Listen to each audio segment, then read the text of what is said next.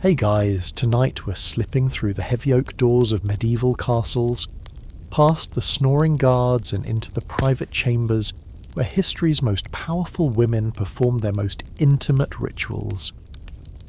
You're about to witness the secret morning ceremonies that transformed sleepy, vulnerable human beings into the divine symbols of monarchy that ruled empires.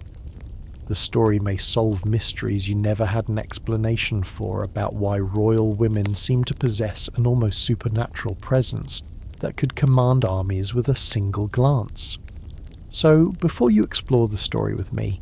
please take a moment to help me subscribe to the channel, like and share this video, or maybe leave a comment below, but make sure you do it when you really like what I bring to you. Feel free to let me know where and when you started watching this video, or perhaps share a compliment about what draws you to these historical mysteries. Now let's keep the lights as soft as possible, turn on the fan for a gentle sound to help the story feel more emotional, and let's embark on tonight's journey together. You awaken before dawn in a castle where the stones still hold the chill of night. Through the narrow window slits you glimpse the first pale threads of morning light creeping across the courtyard. But in the Queen's private chambers, the day has already begun with rituals so sacred and secretive that even her closest servants move like ghosts,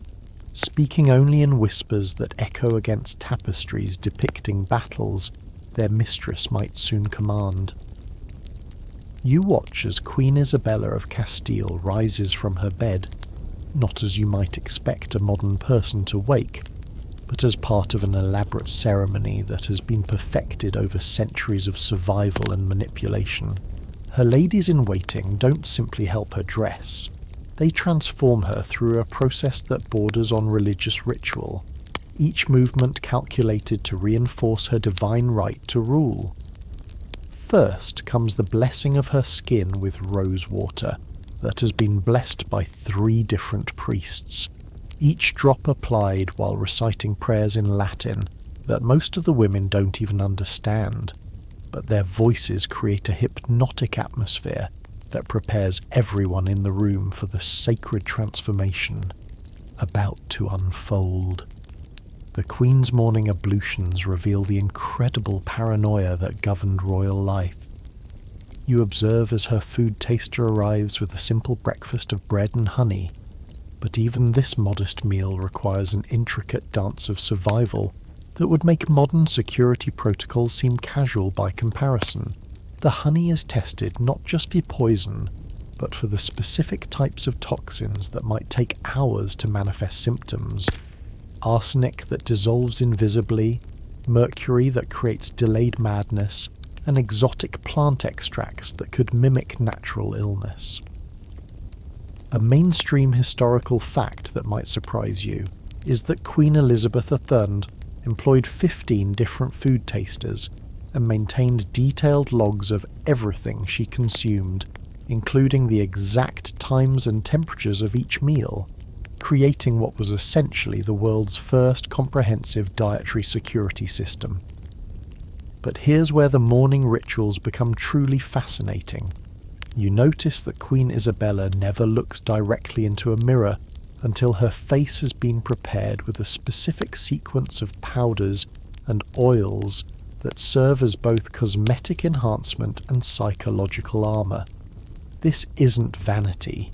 It's survival psychology masquerading as beauty routine. The transformation from vulnerable human to divine monarch happens gradually, deliberately, like watching an actress prepare for the performance of her lifetime. Her reflection must never show weakness, doubt, or mortality, because she understands that even her most trusted servants are watching for signs of humanity that could be exploited by her enemies. The mirrors themselves are positioned at precise angles, tested by servants who understand that reflections can lie or tell inconvenient truths, and they must reflect only the most flattering light that reinforces her supernatural authority. You discover that the Queen's hair receives treatment that would make modern spa-goers envious, but for far more sinister reasons than simple vanity or fashion. Each strand is examined under magnifying crystals imported from Venice, searched for signs of poison. Certain toxins could be absorbed through the scalp and would leave telltale discoloration in the hair follicles that trained eyes could detect. Her ladies-in-waiting use special combs made from narwhal horn, believed to change colour in the presence of dangerous substances, though modern science suggests this was likely psychological theatre rather than chemical reality. Though historians still argue whether narwhal horn actually possessed these magical properties, the psychological effect on both queen and potential poisoners was undeniable. The ritual itself became protection because everyone believed in its power. The most intriguing part of the morning ritual involves what royal historians call the vulnerability window, those precious minutes when the queen exists between her human self and her public persona, when her guard is theoretically down but her intelligence network is most active. During this time you witness conversations that would reshape kingdoms, whispered reports that carry more weight than formal court announcements. Isabella receives intelligence from her network of female spies, women who work as seamstresses, midwives and merchants throughout her realm, who understand that information shared during the Queen's morning transformation carries a different psychological weight than formal court reports delivered in throne rooms where every word might be overheard by enemies. You overhear a quirky historical tidbit that rarely makes it into textbooks. Queen Isabella maintained a secret diary written in a code that combined Castilian Spanish with Arabic numerals and Celtic symbols she learned from a captured Moorish scholar who became her unlikely tutor in the arts of encryption. She wrote in this diary only during her morning ritual, when her mind existed in that liminal space between dreams and political reality, when insights came most clearly and her intuition operated without the filters of daytime caution. Modern codebreakers have deciphered only fragments, but those fragments reveal a woman who saw patterns and connections that her male advisors completely missed. Economic trends, weather patterns, and social undercurrents that would influence political decisions years later. The morning ritual includes a fascinating element of physical preparation that modern people might find disturbing. Isabella practices facial expressions in a series of polished metal plates, each one designed to show her face from different angles and distances, simulating how she'll appear to various audiences throughout her day. She rehearses the slight smile that suggests benevolence without weakness, the steady gaze that communicates authority without cruelty, and the subtle eyebrow movements that can convey approval or displeasure to courtiers who know how to read her silent language. It's like watching an actress prepare for multiple roles, except the audience includes foreign ambassadors who might declare war based on their interpretation of her expressions. The morning ritual concludes with perhaps the most psychologically sophisticated element of all. Isabella stands before a window that faces east, not to greet the sunrise as you might expect, but to practice her royal gaze, a technique passed down through generations of royal women who understood that authority begins with the eyes. For exactly 7 minutes, she stares at a fixed point on the horizon, while her ladies-in-waiting watch her face for any flicker of doubt, fear, or humanity that might betray her later in public. If they detect any weakness, any tremor of uncertainty that could be exploited by enemies or allies looking for advantage, the entire ritual begins again until she achieves the perfect mask of divine confidence. You realize that what you're witnessing isn't just a morning routine, it's the daily creation of a myth, a careful construction of supernatural authority that requires constant maintenance and perfect execution. These women understood that monarchy was performance art, raised to the level of survival skill, and every gesture, every glance, every breath, had to reinforce the illusion that they were somehow more than human, somehow touched by divine approval that made their rule legitimate and their commands unquestionable. As the sun finally climbs high enough to flood the chamber with golden light, Queen Isabella has completed her transformation. The vulnerable woman who awakened in darkness has vanished completely, replaced by a figure who radiates authority from every carefully prepared pore, every practiced gesture, every calculated breath. But you've seen behind the curtain, and you understand that the real power of these royal women lay not in their divine right to rule, but in their masterful understanding of human psychology and their willingness to sacrifice their private selves on the altar of public perception, creating legends that would outlive their mortal bodies. You slip through silk curtains into the forbidden quarters of the imperial palace, where the air thrums with unspoken secrets and the rustle of expensive fabrics conceals deadly conversations.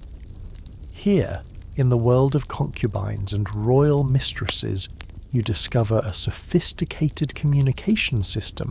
that makes modern espionage look primitive. These women have transformed everyday objects into weapons of survival, creating a secret language that could topple empires with the flutter of a fan. You watch Consort Li Wei adjust her hair ornament with what appears to be casual vanity, but her seemingly innocent gesture sends a coded message across the garden courtyard. The jade butterfly positioned above her left ear signals that the Emperor's mood has shifted dangerously, and tonight's planned petition must be postponed. Around her, other women respond with their own subtle adjustments. A fan snapped shut warns of approaching eunuchs, while a silk sleeve brushed against a cheek indicates that poison has been detected in the evening tea service. The language of fans alone contained over 300 distinct meanings that could save or destroy lives. You observe Lady May practicing these movements in her private chamber, each gesture rehearsed until it becomes as natural as breathing. A fan held against the heart meant "I love you," but rotate it just 15 degrees and the message becomes, "I know your secret." The most dangerous signal involved closing the fan and pointing it directly at another person. This meant death was coming, and soon. A mainstream historical fact reveals that Chinese imperial concubines underwent years of training in fan language, with some women becoming so skilled they could conduct entire political negotiations through seemingly casual gestures while sitting in full view of the emperor and his advisors. But the most ingenious aspect of this secret communication system involved flowers, which seemed perfectly innocent when worn in hair or carried in small bouquets. You discover that different flowers conveyed specific meanings, but the real sophistication lay in their combinations and positioning. A white chrysanthemum behind the right ear warned of betrayal within 3 days, while the same flower behind the left ear indicated a safe opportunity for alliance. Red peonies suggested passionate love, but add a single thorn and the message transformed into a death threat. The women created elaborate codes using flower arrangements that could communicate complex political intelligence, while appearing to be nothing more than feminine decoration. You witness the most dangerous game of all, when Consort Yang Guifei receives a silk handkerchief embroidered with what looks like a simple pattern of birds and clouds. But you've learned to read the hidden language, and you recognize that each bird represents a specific palace official, while the clouds indicate their level of trustworthiness. One bird flies toward a dark cloud. Someone close to the emperor is planning treason. Another bird perches on a golden branch. A new ally has emerged with access to the imperial treasury. Historians still argue whether these elaborate embroidered messages were created by the concubines themselves or by networks of women working throughout the empire. but the evidence suggests a communication system that spanned thousands of miles. The psychological warfare these women waged through seemingly innocent objects would make modern intelligence agencies envious. You observe Lady Jin selecting her jewellery for the evening's court appearance, but each choice carries strategic weight. Pearl earrings signal submission and trustworthiness, perfect for approaching a paranoid emperor.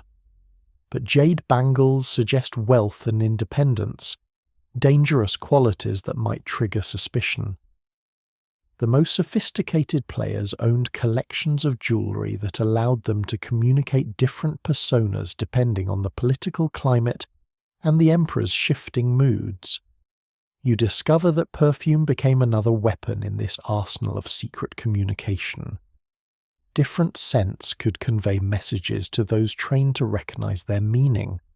Jasmine indicated readiness for alliance, while sandalwood warned of immediate danger. The most skilled concubines layered multiple scents to create complex messages that could only be decoded by those who understood the intricate combinations. A quirky historical detail that rarely appears in official records reveals that some imperial concubines employed blind perfumers who developed their sense of smell to supernatural levels, creating unique scent combinations that could communicate specific names, dates, and even detailed plans for political action. The art of seemingly accidental touch provided another layer of this secret language system. You watch as Consort Li passes another woman in the corridor, and their fingers brush for barely a second. But that brief contact conveys critical information through a system of pressure, temperature, and duration that the women have practiced until it becomes instinctive. A light touch lasting 3 heartbeats means, "Meet me in the garden at midnight." A firmer grip with slightly cold fingers warns, "You're being watched by the eunuchs." The most urgent messages involved a specific pattern of touches that mimicked a natural stumble. Grab the other person's arm, squeeze twice, then release with a gentle stroke. This meant, escape tonight or die tomorrow. Even their walking patterns contained coded information for those who knew how to observe. You noticed that Lady May walks with shorter steps when approaching dangerous conversations, while longer strides indicate confidence in her current political position. The angle of her head while walking signals her current favour with the Emperor. Slightly tilted right means his attention has been positive, while a straight, rigid posture warns others that she's fallen from grace and might be desperate enough to betray allies to regain her position. You realize that these women have created the most sophisticated non-verbal communication system in human history, one that allowed them to coordinate complex political maneuvers while living under constant surveillance. Their secret language evolved over centuries, passed down through generations of women who understood that survival depended on their ability to share information without ever speaking the truth aloud. They transformed the very symbols of feminine submission, fans, flowers, jewelry, perfume, into instruments of power that could influence the fate of nations. The most remarkable aspect of this hidden world is how these women managed to maintain their secret communication system across different dynasties, languages, and cultures. You see evidence that similar codes existed in Persian harems, Ottoman imperial quarters, and European royal courts, suggesting that women facing similar challenges of surveillance and survival developed remarkably similar solutions. The language of survival transcends cultural boundaries when the stakes involve life, death, and the power to shape history from the shadows. As evening falls over the Forbidden Palace, you watch these masters of secret communication prepare for another night of delicate maneuvering. Their fans flutter like butterfly wings. Their flowers whisper messages in languages that no man has ever learned to speak, and their carefully chosen gestures weave webs of alliance and betrayal that will determine which dynasties rise and which empires fall. You descend stone steps worn smooth by countless feet, carrying baskets of royal linens, following the washerwomen who knew more state secrets than most privy councils. In the castle's lower levels, where steam rises from enormous wooden tubs and the air smells of lye soap and secrets, you discover that Laundry Day was actually intelligence-gathering day. These women, invisible to the powerful people whose intimate garments they handled, possessed information that could topple kingdoms and crown new rulers. You watch old Margaret examine a silk shift that belonged to the Queen, her weathered fingers running along seams and stains with the precision of a forensic investigator. That brownish mark near the hem isn't just dirt. It's dried blood from a miscarriage the Queen desperately needs to keep secret from the King and his advisers. In a world where royal fertility determines political stability, Margaret holds information worth more than gold. She carefully treats the stain with a mixture of cold water and crushed herbs, erasing evidence that could start a succession crisis or give rival nobles excuse to question the Queen's divine favour. The laundry rooms buzzed with whispered conferences that would shame modern intelligence agencies. You observe how these women have developed an intricate system for cataloguing and interpreting the evidence they discover in royal clothing. A mainstream historical fact reveals that medieval laundresses often possessed the only accurate records of royal health, pregnancies, affairs, and even assassination attempts, since clothing retained evidence that official court records would never acknowledge. They knew which lords suffered from syphilis by the particular stains on their undergarments, which ladies were secretly pregnant by the subtle changes in how their dresses fit, and which political alliances were sealed through intimate encounters by the mixing of distinctive perfumes and bodily evidence on shared linens. You discover that the most valuable intelligence came from analysing the timing and patterns of stain removal requests. When Lady Catherine's gown suddenly required frequent cleaning of wine stains, the washerwomen recognised the signs of increased alcohol consumption that suggested political stress or personal crisis. When Lord Richmond's doublets arrived with unusual scorch marks, they deduced he was conducting secret alchemical experiments, information that could be used to accuse him of witchcraft if he fell from political favour. The laundresses maintained mental archives of these patterns, creating detailed profiles of every person in the castle based on the stories their clothes revealed. But the most shocking discoveries involved what you might expect to be the most intimate secrets. You watch as young Anna holds up a bedsheet marked with suspicious stains, and the older women gather around to conduct their analysis. The pattern and composition tell them that the Queen has been meeting secretly with the ambassador from France, not for political negotiations, but for personal encounters that could reshape international alliances. Historians still argue whether royal infidelities were primarily motivated by passion or political strategy, but the laundresses knew that bedroom politics often had more influence on national policy than formal diplomatic treaties. The psychological pressure these women navigated would crush most modern people. You observe the delicate balance they maintained between knowledge and survival, understanding that their information made them simultaneously valuable and dangerous. Too much ignorance and they lost their usefulness to the nobles who paid for intelligence. Too much knowledge and they became threats that needed elimination. The smartest laundresses learned to parcel out information strategically, revealing just enough to maintain their value while holding back the most dangerous secrets as insurance policies. A quirky historical detail that rarely makes it into textbooks involves the elaborate code systems these women developed for communicating sensitive information. You watch as Margaret hangs a particular combination of clothing on the drying lines, a red tunic next to a blue dress, followed by white undergarments, then green stockings. To casual observers, its random laundry hanging to dry, but to the network of servants, merchants, and minor nobles who know how to read the code, it's a detailed message about the Queen's current political situation, her health status, and her upcoming travel plans. You discover that the most sophisticated laundresses operated what amounted to medieval wire services, using networks of travelling merchants and servants to share information between different castles and kingdoms.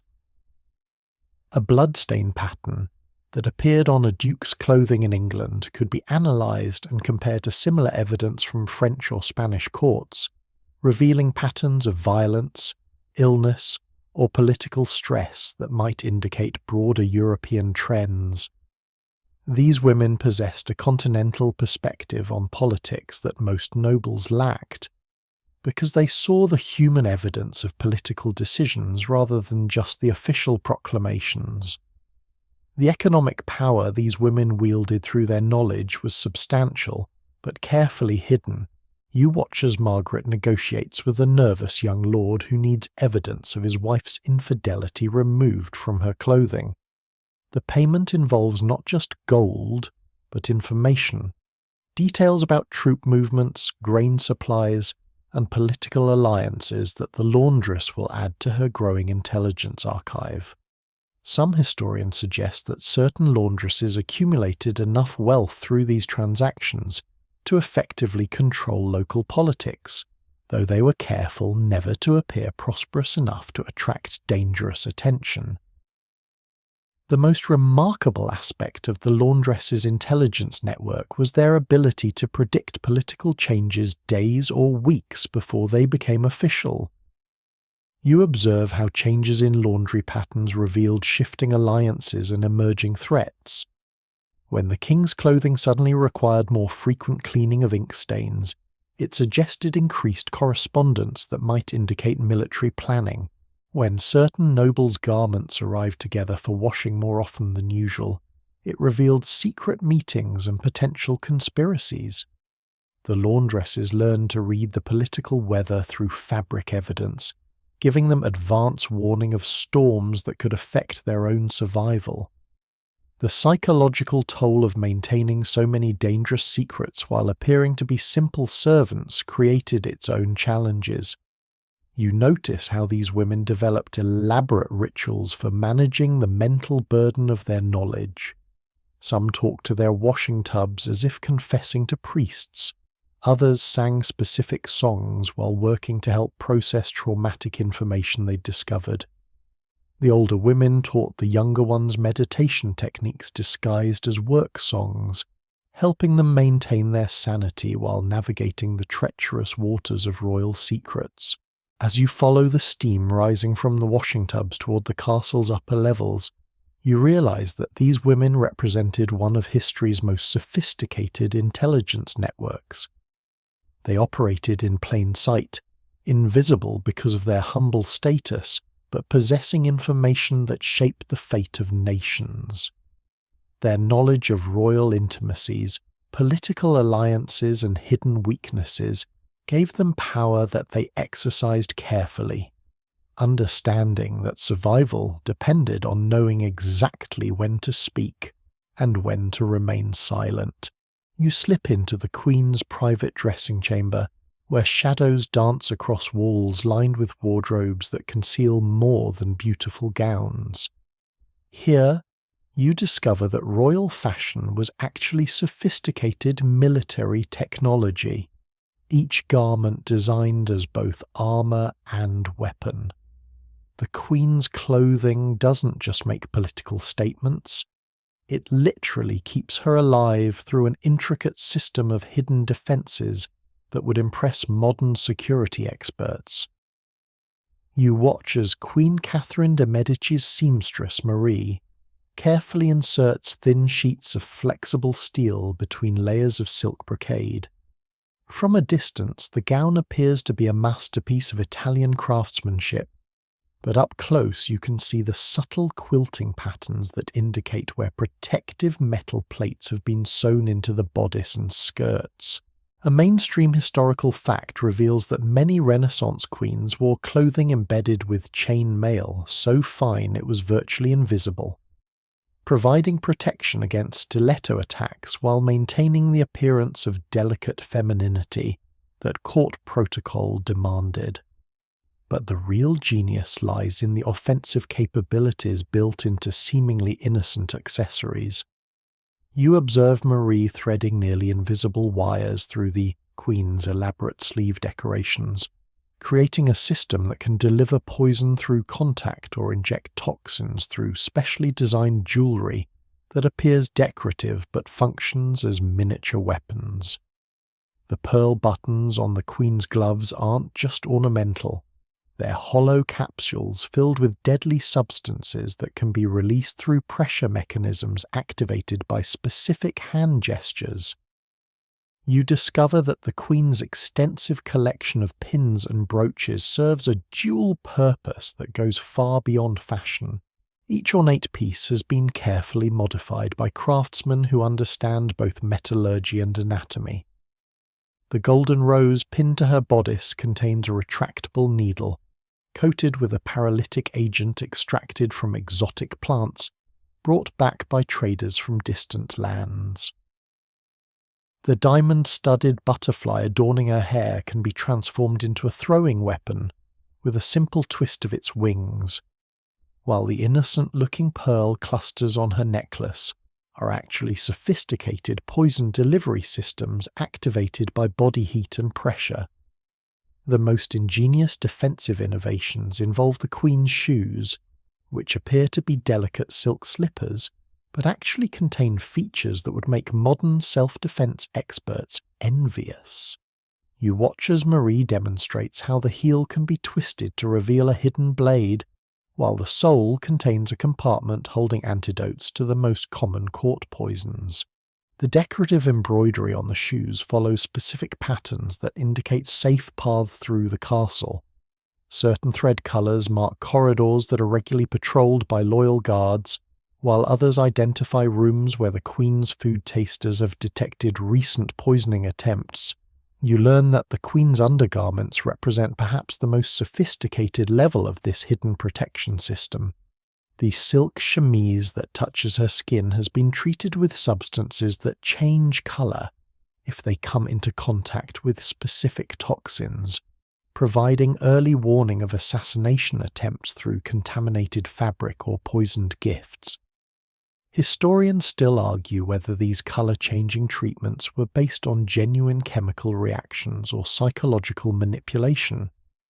but contemporary accounts describe garments that could detect danger through processes that seemed almost supernatural to medieval observers. A quirky historical detail that rarely appears in fashion histories involves the Queen's collection of apparently identical gloves, each pair actually designed for different types of dangerous encounters.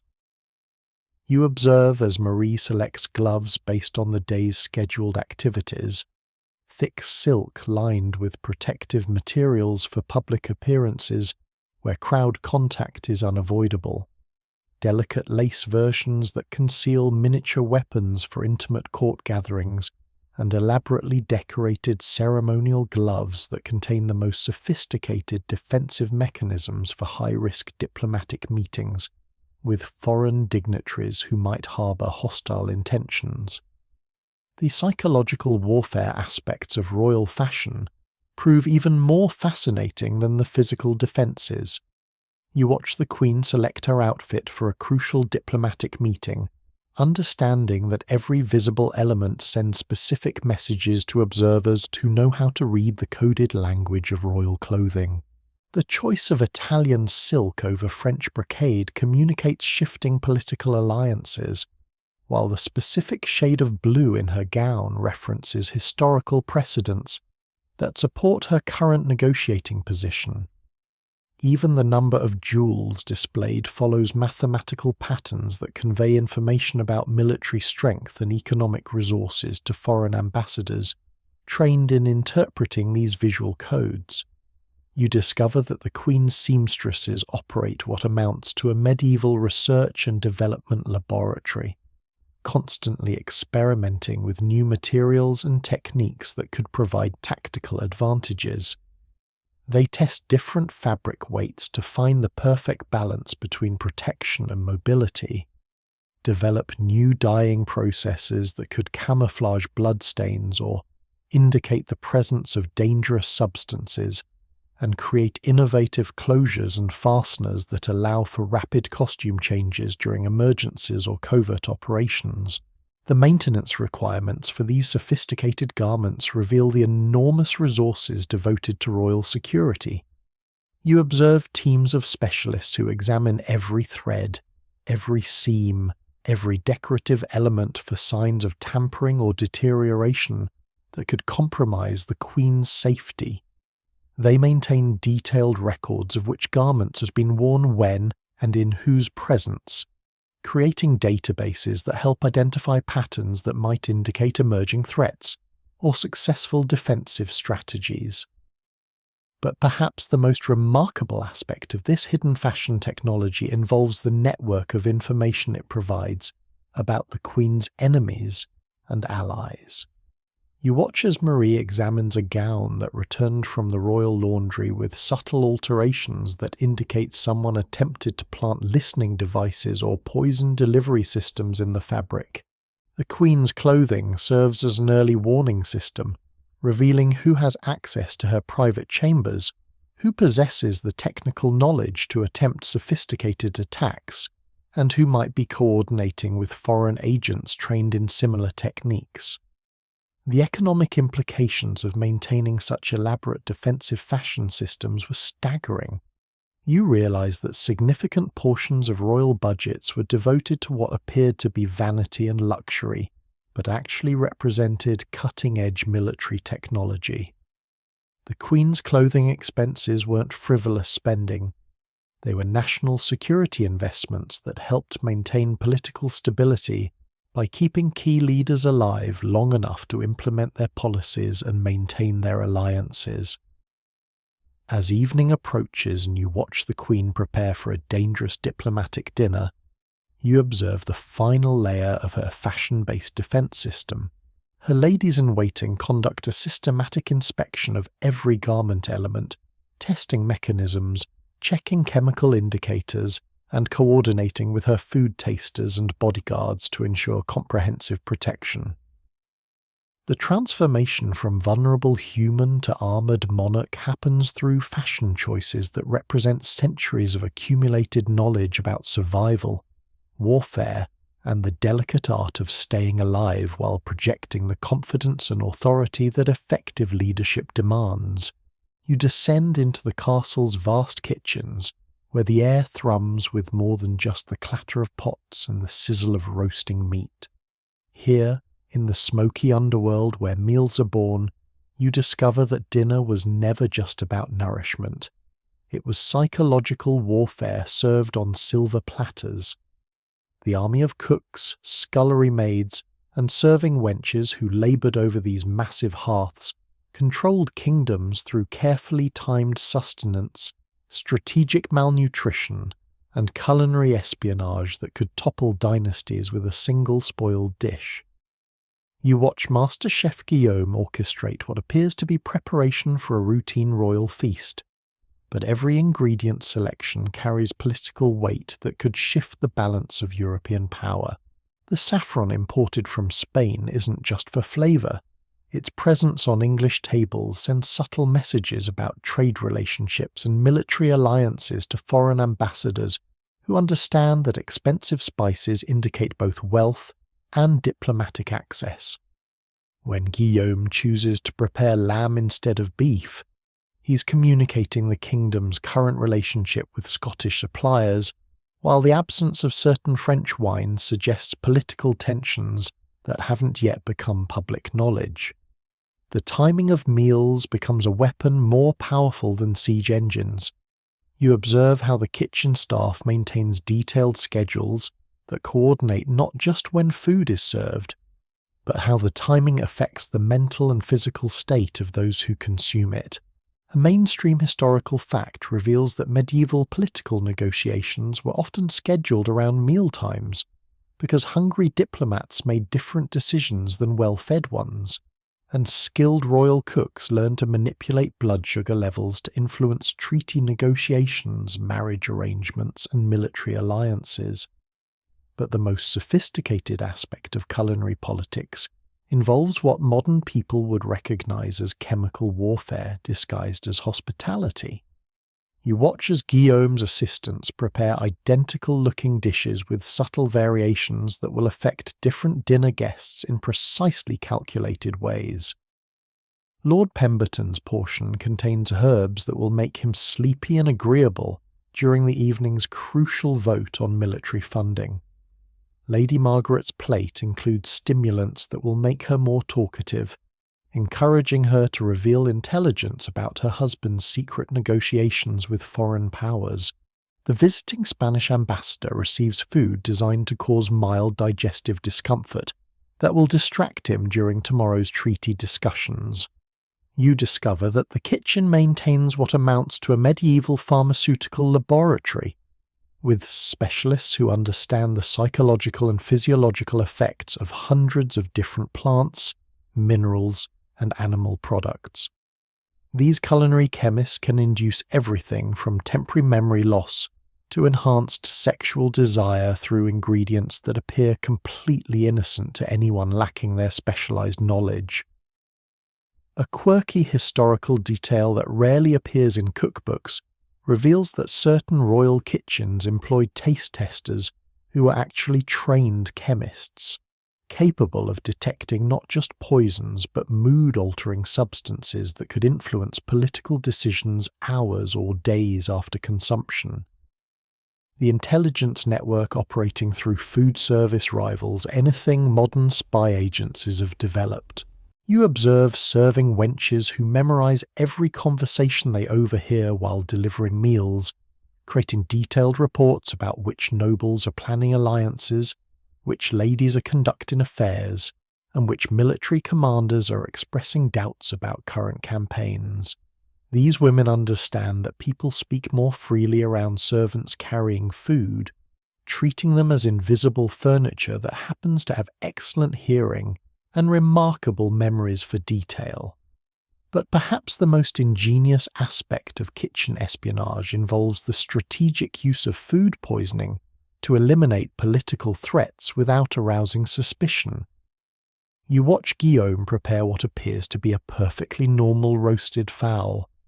but certain preparation techniques ensure that specific portions will develop dangerous bacteria that won't manifest symptoms for several days. By the time Lord Blackwood falls ill, the connection to the royal feast will seem impossible to prove,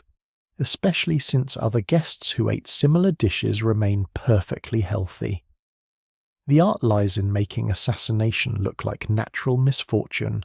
while maintaining plausible deniability that protects the royal kitchen from retaliation. The psychological manipulation extends beyond individual meals to long-term dietary strategies that can reshape personalities and political loyalties over months or years. You observe how certain nobles receive consistently different nutritional profiles based on their current usefulness to the crown. Allies get foods rich in nutrients that enhance mental clarity and physical energy, while potential threats receive meals that gradually deplete specific vitamins and minerals, leading to decision-making impairment and reduced physical stamina that makes them less effective political opponents. Historians still argue whether medieval royal kitchens actually possess the scientific knowledge to implement such sophisticated biochemical manipulation, but contemporary accounts describe remarkable correlations between dietary changes and shifts in political behavior that suggest either extraordinary coincidence or systematic application of nutritional psychology. You notice detailed records maintained by kitchen scribes who track not just what foods are served to whom, but also behavioral changes and political decisions that follow specific dietary interventions. The economic control wielded through food distribution extends far beyond the castle walls. you discover that Guillaume coordinates with farmers, merchants, and traders throughout the kingdom to manipulate food supplies in ways that influence regional politics and social stability. A strategic grain shortage in one province can force local nobles to make political concessions, while abundant harvests in areas loyal to the crown reinforce their allegiance and provide resources for military campaigns against rebellious territories. The kitchen's role in international espionage proves equally sophisticated. You watch as Guillaume prepares special dishes for foreign visitors that contain trace elements of local minerals and spices, creating chemical signatures that will allow trained agents to track these individuals' movements for weeks after they leave the kingdom. The food serves as an invisible marking system that helps royal intelligence networks monitor potential spies, assassins, and diplomatic double agents operating in foreign courts. The most remarkable aspect of this culinary intelligence operation is how it operates in plain sight, using humanity's most basic need for sustenance as cover for activities that would be considered acts of war if conducted through conventional military means. You realize that every meal served in this kitchen represents a calculated move in games of power that span continents and decades, with consequences that ripple through history in ways that official political chronicles never acknowledge. As the evening feast begins and servants carry elaborately prepared dishes toward the Great Hall, you understand that you've witnessed one of history's most sophisticated and invisible warfare systems. The real battle for kingdoms wasn't always fought with swords and siege engines. Sometimes it was won with carefully chosen seasonings, strategically timed meals, and the ancient understanding that the path to political control often runs directly through the human stomach. You ascend spiral staircases to the Queen's most private chambers, where even the shadows seem to watch each other with suspicious eyes.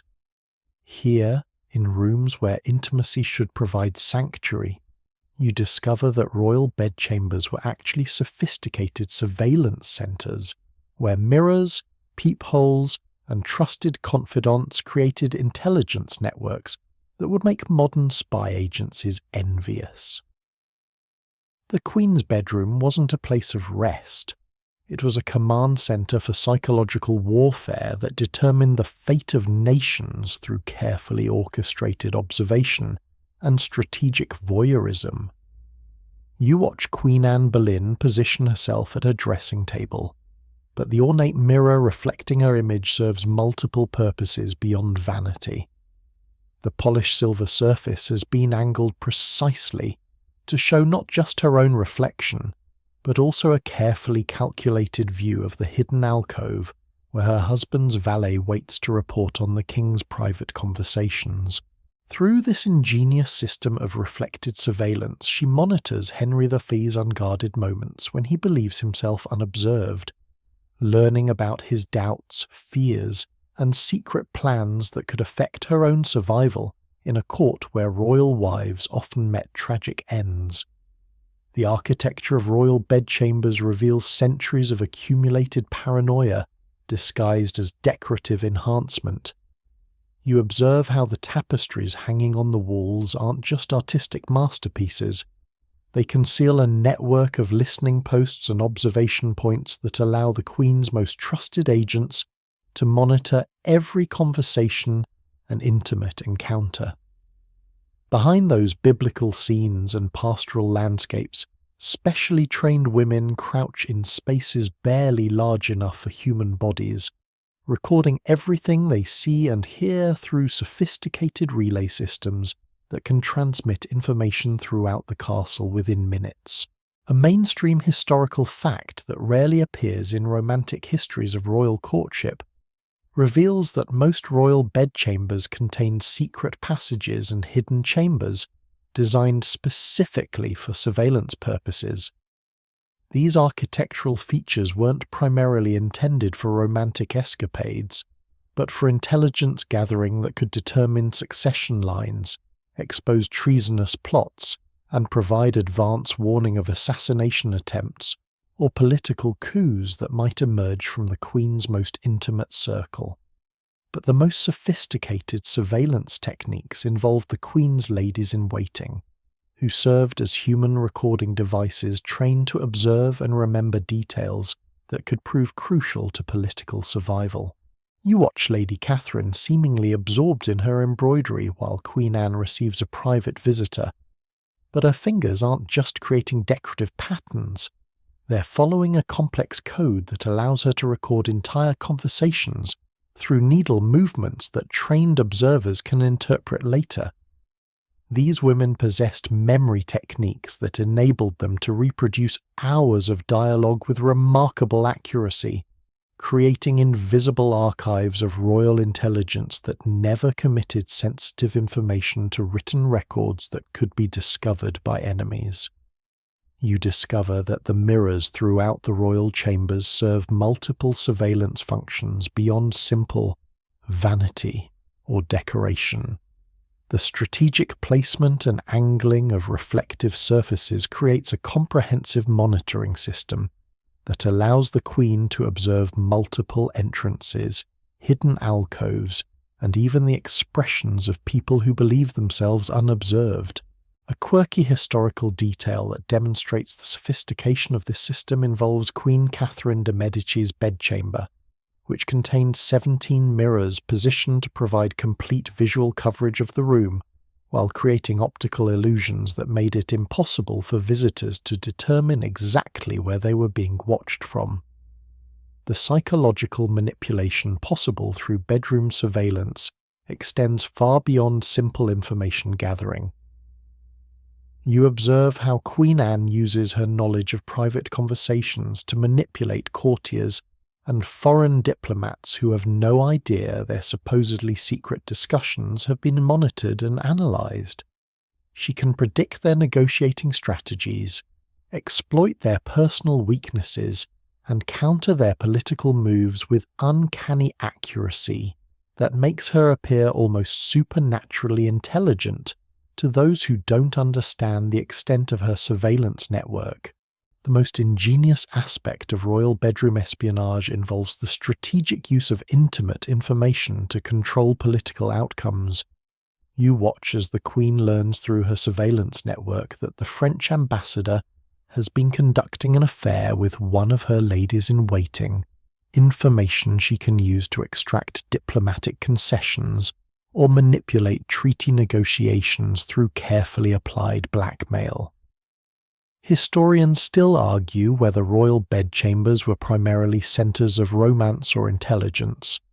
but the evidence suggests that political considerations usually trumped personal desires in the private lives of medieval and Renaissance monarchs.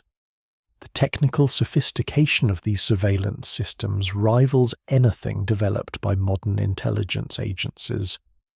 You notice acoustic design features that channel sound from specific areas of the room toward hidden listening posts, while dampening noise that might alert targets to the presence of eavesdroppers. The chambers contain secret compartments and hidden passages that allow surveillance personnel to enter and exit without being detected, even when the rooms are occupied by people who believe themselves in complete privacy. The training required for effective bedroom surveillance created its own specialized profession within royal courts. You observe how young women are educated in memory techniques, lip reading, body language interpretation, and the subtle arts of invisible observation that allow them to function as human recording devices while maintaining the appearance of typical court ladies focused on fashion, gossip, and romantic intrigue. These surveillance specialists possess skills that took years to develop and required constant practice to maintain at the level of effectiveness necessary for royal protection. The most remarkable aspect of this bedroom intelligence network is how it operated across international boundaries, with royal women sharing surveillance techniques and intelligence-gathering methods that transcended national loyalties and political alliances. You discover evidence suggesting that queens from different kingdoms maintained communication networks that allowed them to coordinate surveillance activities and share information about mutual threats, creating what amounted to an international sisterhood of royal intelligence operatives. The emotional toll of living under constant surveillance, even surveillance designed for her own protection, creates psychological challenges that the Queen must navigate while maintaining the appearance of confident authority. You watch her develop coping mechanisms that allow her to function normally, while knowing that every word, gesture, and expression is being recorded and analysed by multiple observers who may have their own hidden agendas and political loyalties. As night falls and the Queen prepares for sleep,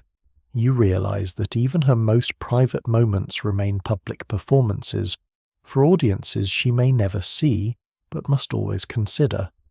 The bedroom that should provide sanctuary becomes another stage where political theatre continues through carefully choreographed intimacy, designed to maintain the illusion of privacy while ensuring that every secret revealed and every weakness displayed serves the larger purposes of royal survival and political control. The mirrors reflect not just her image, but the complex regality of power exercised through observation, manipulation, and the ancient understanding that knowledge gained through surveillance provides the ultimate foundation for political authority in a world where information determines who lives, who dies, and who rules. You slip through moonlit gardens into a secluded wing of the imperial palace, where whispered lessons drift through paper screens like dangerous incense. Here, behind walls decorated with painted flowers and innocent poetry, you discover the hidden academies where young women underwent training that would make modern spy schools seem elementary. These weren't finishing schools teaching embroidery and music.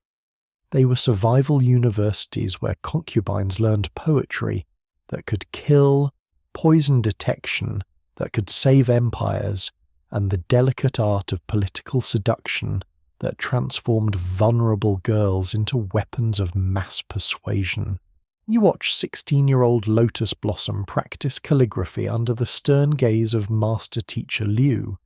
but the characters she traces aren't just beautiful writing.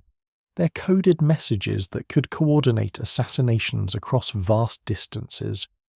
Each brushstroke follows precise patterns that appear to celebrate nature's beauty, while actually conveying detailed intelligence about troop movements, grain supplies, and the sexual preferences of foreign diplomats.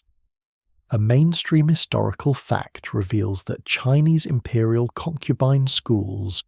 maintained curricula that included advanced mathematics, multiple languages,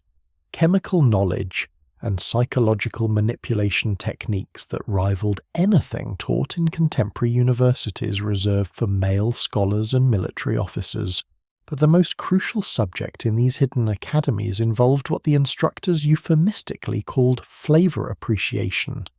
the art of detecting poison through taste, smell, and even touch that could mean the difference between life and death in a court where assassination through contaminated food, drink, and cosmetics represented daily threats. You observe young women training their palates to recognize microscopic traces of deadly substances mixed into tea, wine, and even the water used for washing. They learn to identify the subtle metallic taste that indicates arsenic, the slight bitterness that suggests plant-based toxins, and the almost imperceptible sweetness that warns of certain mineral poisons that dissolve invisibly in liquids. You discover that these poison detection techniques extended far beyond simple taste testing, to include sophisticated observation skills that could identify danger through visual and aromatic cues. The students learn to notice the slight discoloration that appears in silver jewelry when exposed to certain toxins, the way candlelight flickers differently in rooms where volatile poisons has been dispersed through the air, and the subtle changes in flower arrangements that indicate someone has used plants as delivery systems for dangerous chemicals. Historians still argue whether these detection methods were based on genuine scientific knowledge or psychological conditioning that made the women more observant and cautious. But survival records suggest remarkable effectiveness in preventing successful poisoning attempts. A quirky historical detail that rarely appears in official educational records involves the seduction mathematics taught to advanced students who showed particular aptitude for psychological manipulation. You watch as Lotus Blossom learns to calculate the precise timing required to create emotional dependency in powerful men, using formulas that account for personality type, political pressure, and even astrological influences to determine optimal strategies for gaining and maintaining influence. These mathematical approaches to human psychology were surprisingly sophisticated,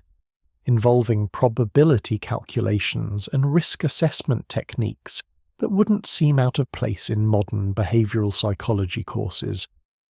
The poetry instruction proves equally sophisticated,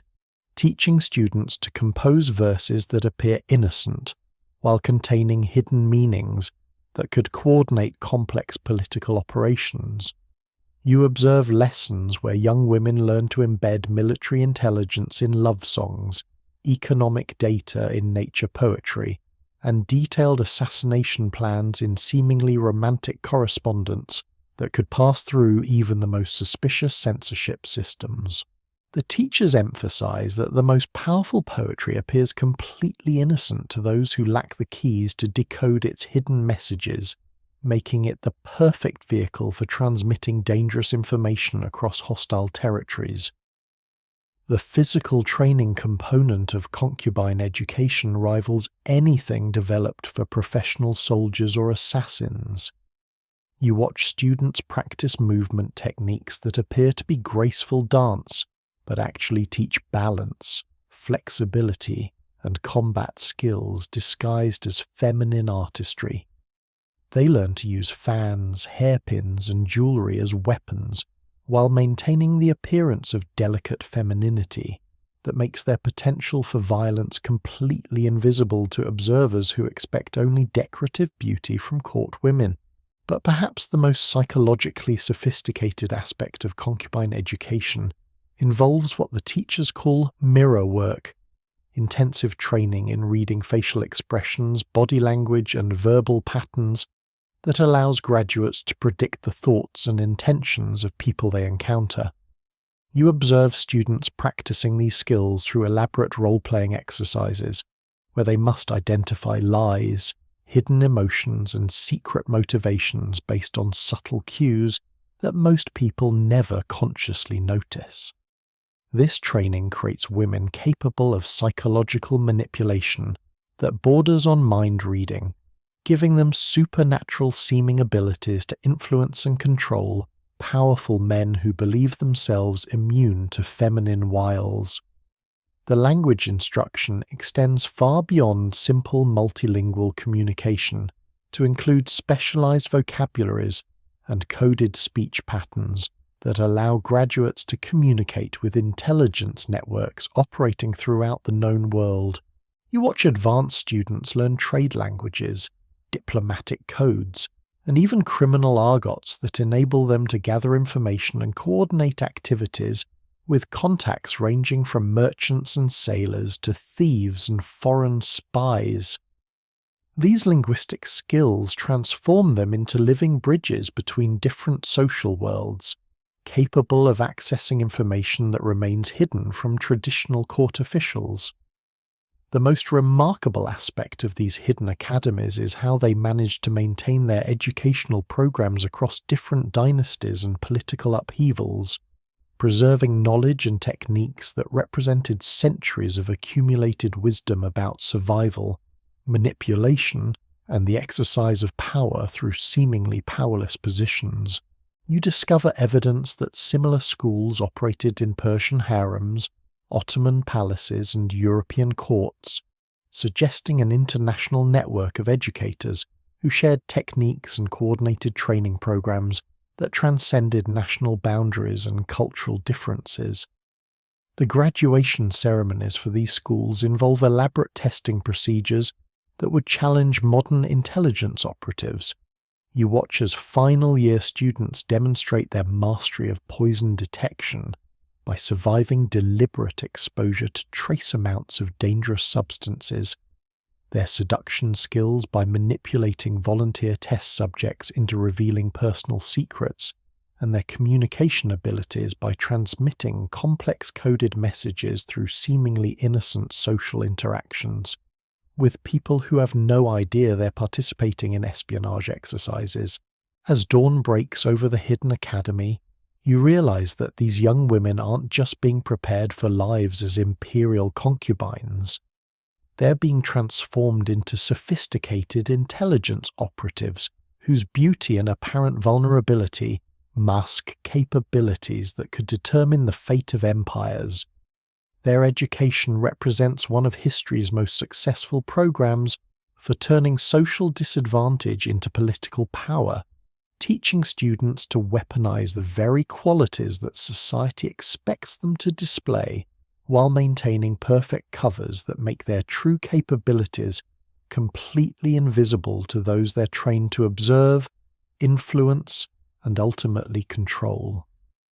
You slip through heavy wooden doors into the castle's chapel, where incense mingles with secrets more intoxicating than any wine. Here, in sacred spaces where souls supposedly find peace, you discover that royal chaplains wielded power that made bishops envious and kings nervous. These men of God possessed information that could topple dynasties, reshape international alliances, and determine which royal bloodline survived to the next generation. The confessional booth wasn't just a place for spiritual cleansing. It was the intelligence headquarters of medieval Europe, where political control flowed through whispered admissions of sin, guilt, and strategic necessity. You watch Father Benedict prepare for morning confessions, but his ritual involves more than simply donning ceremonial robes and blessing sacred implements. Behind the ornate altar, you observe him consulting detailed charts that map the psychological profiles,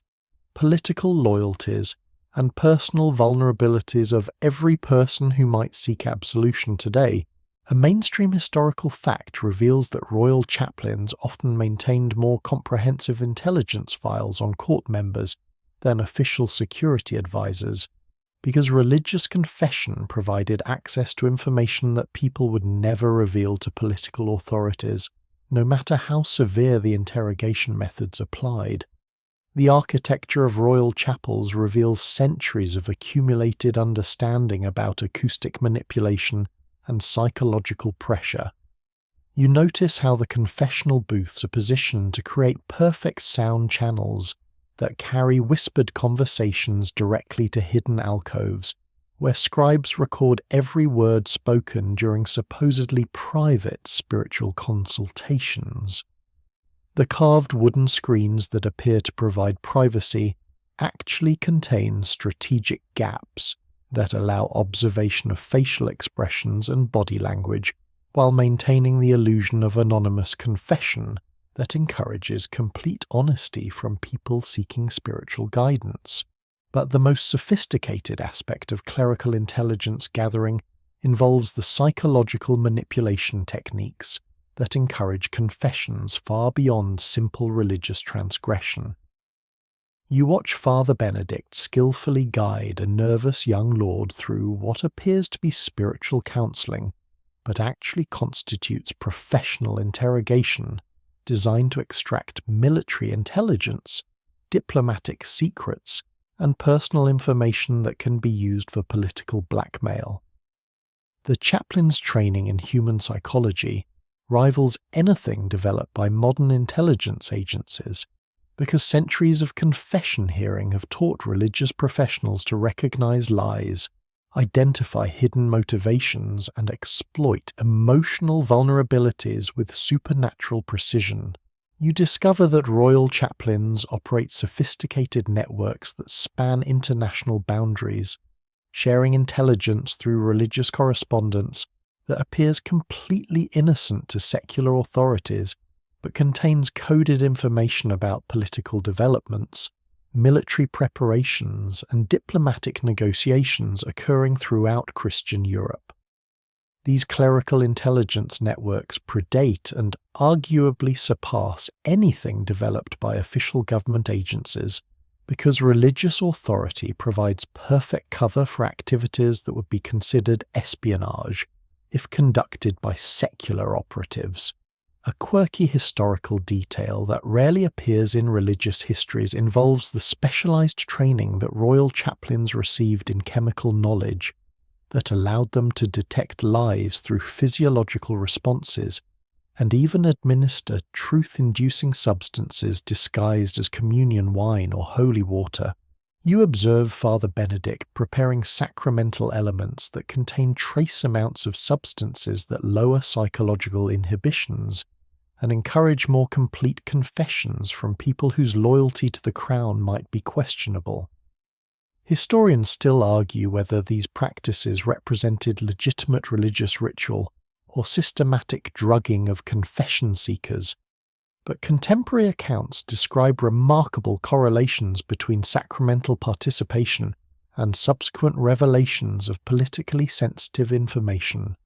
The most dangerous aspect of clerical intelligence involves the chaplain's ability to manipulate royal decision-making through carefully timed spiritual guidance that appears divinely inspired, but actually serves specific political agendas. You watch as Father Benedict prepares to counsel the Queen about a crucial military decision, but his advice will be based not on theological principle, but on intelligence gathered through confessional surveillance that reveals which course of action will best serve the interests of his true masters, who may not necessarily be the royal family he ostensibly serves. The psychological pressure these chaplains navigate would destroy most modern people, because they must maintain genuine religious authority while simultaneously operating as intelligence professionals whose activities directly contradict the spiritual principles they publicly espouse. You observe the elaborate mental compartmentalization techniques that allow Father Benedict to provide authentic pastoral care while systematically betraying the trust of people who seek his spiritual guidance, creating cognitive dissonance that requires almost supernatural emotional control to manage effectively. You learn that the most valuable intelligence often comes not from direct confession, but from observing the patterns of who seeks religious counsel when and how their spiritual concerns correlate with political developments occurring throughout the kingdom. When certain nobles suddenly develop intense interest in confession and prayer, experienced chaplains recognize signs of guilt or fear that indicate emerging political crises, military defeats, or assassination plots that haven't yet become public knowledge.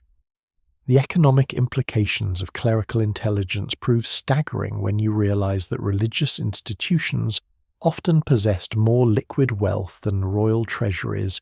accumulated through strategic use of confession, derived information for investment decisions, land acquisitions and trade negotiations that generated enormous profits, while maintaining the appearance of divine blessing rather than insider trading. The chaplains transform spiritual authority into economic power that provides independence from royal control while maintaining influence over royal decision-making. But perhaps the most remarkable aspect of clerical intelligence involves the international scope of information sharing that occurs through religious networks operating across national boundaries and political allegiances. You discover evidence that royal chaplains maintained communication systems with religious authorities throughout Europe, sharing intelligence about political developments, military preparations, and diplomatic negotiations that created a continental information network more sophisticated than anything official governments possessed. The training required for effective clerical intelligence work involves psychological education that would impress modern psychiatrists, because these men must master techniques for reading human motivation, identifying deception, and manipulating emotional responses while maintaining the appearance of simple religious devotion that makes their true capabilities invisible to those they serve and ultimately control. As evening mass begins and courtiers gather for what appears to be routine religious observance, you realize that every prayer spoken, every confession whispered, and every spiritual counsel provided serves multiple purposes that extend far beyond religious ritual. The chapel represents one of history's most successful intelligence operations, using humanity's deepest spiritual needs as cover for political surveillance and manipulation that shaped the course of European history through methods that left no fingerprints and required no official acknowledgement. Father Benedict raises the communion chalice toward heaven, but his eyes scan the congregation with the calculating gaze of a master spy, evaluating assets, threats, and opportunities that will determine which kingdoms rise and which empires fall, based on secrets shared in moments of supposed divine communion. You enter the Queen's private chambers during what appears to be the most joyous of royal occasions, the announcement of a pregnancy that will secure the dynasty and bring peace to a troubled kingdom. But as you observe the elaborate ceremonies surrounding royal childbearing, you discover that pregnancy itself has become a performance art, where fake bellies, borrowed babies, and phantom pregnancies create theatrical productions that determine the fate of nations. The royal womb isn't just about producing heirs, it's about producing illusions that maintain political stability through carefully orchestrated deceptions. You watch Queen Mary Tudor's ladies-in-waiting prepare her for a public appearance, where she will display her supposedly pregnant form to foreign ambassadors, whose governments need assurance that England's succession remains secure. But the pregnancy they're crafting involves sophisticated prosthetics made from silk padding, whalebone frameworks, and careful draping that creates convincing visual evidence of advancing gestation. A mainstream historical fact reveals that several European queens maintained phantom pregnancies for months or even years, using these elaborate deceptions to buy time for political negotiations, military campaigns, and diplomatic solutions to succession crises that threaten to tear their kingdoms apart. The psychological manipulation surrounding royal pregnancy announcements would impress modern public relations experts with its sophistication and attention to detail. You observe how the Queen's behaviour undergoes carefully calculated changes designed to support the pregnancy illusion, modified eating habits, altered sleeping patterns, and strategic complaints about physical discomfort that convince observers they're witnessing genuine biological changes. Her ladies-in-waiting receive detailed coaching about how to respond to questions and observations, creating consistent narratives that withstand scrutiny from foreign diplomats trained to detect political deception. But the most ingenious aspect of pregnancy theatre involves the coordination required to maintain illusions across multiple audiences simultaneously. You watch as different versions of the pregnancy story are presented to various court factions, foreign embassies, and regional nobles based on what each group needs to believe for optimal political stability. The timing of announcements, the progression of symptoms, and even the predicted due dates are adjusted to manipulate political negotiations and military planning that depend on assumptions about future succession arrangements. You discover that royal pregnancy deceptions often involved extensive networks of medical professionals, midwives, and wet nurses who understood their roles in maintaining illusions that served larger political purposes. These medical conspirators possessed detailed knowledge about genuine pregnancy symptoms and childbirth procedures that allowed them to create convincing evidence of reproductive processes that weren't actually occurring. Historians still argue whether these medical professionals were willing conspirators or unwitting participants in deceptions that required their expertise to appear credible to observers with specialized knowledge. A quirky historical detail that rarely appears in official birth records involves the elaborate procedures developed for presenting borrowed babies as legitimate royal heirs, when phantom pregnancies required actual infants to complete the illusion. You observe preparations for what amounts to the world's most sophisticated baby switching operation, involving wet nurses who have been secretly nursing infants from carefully selected mothers,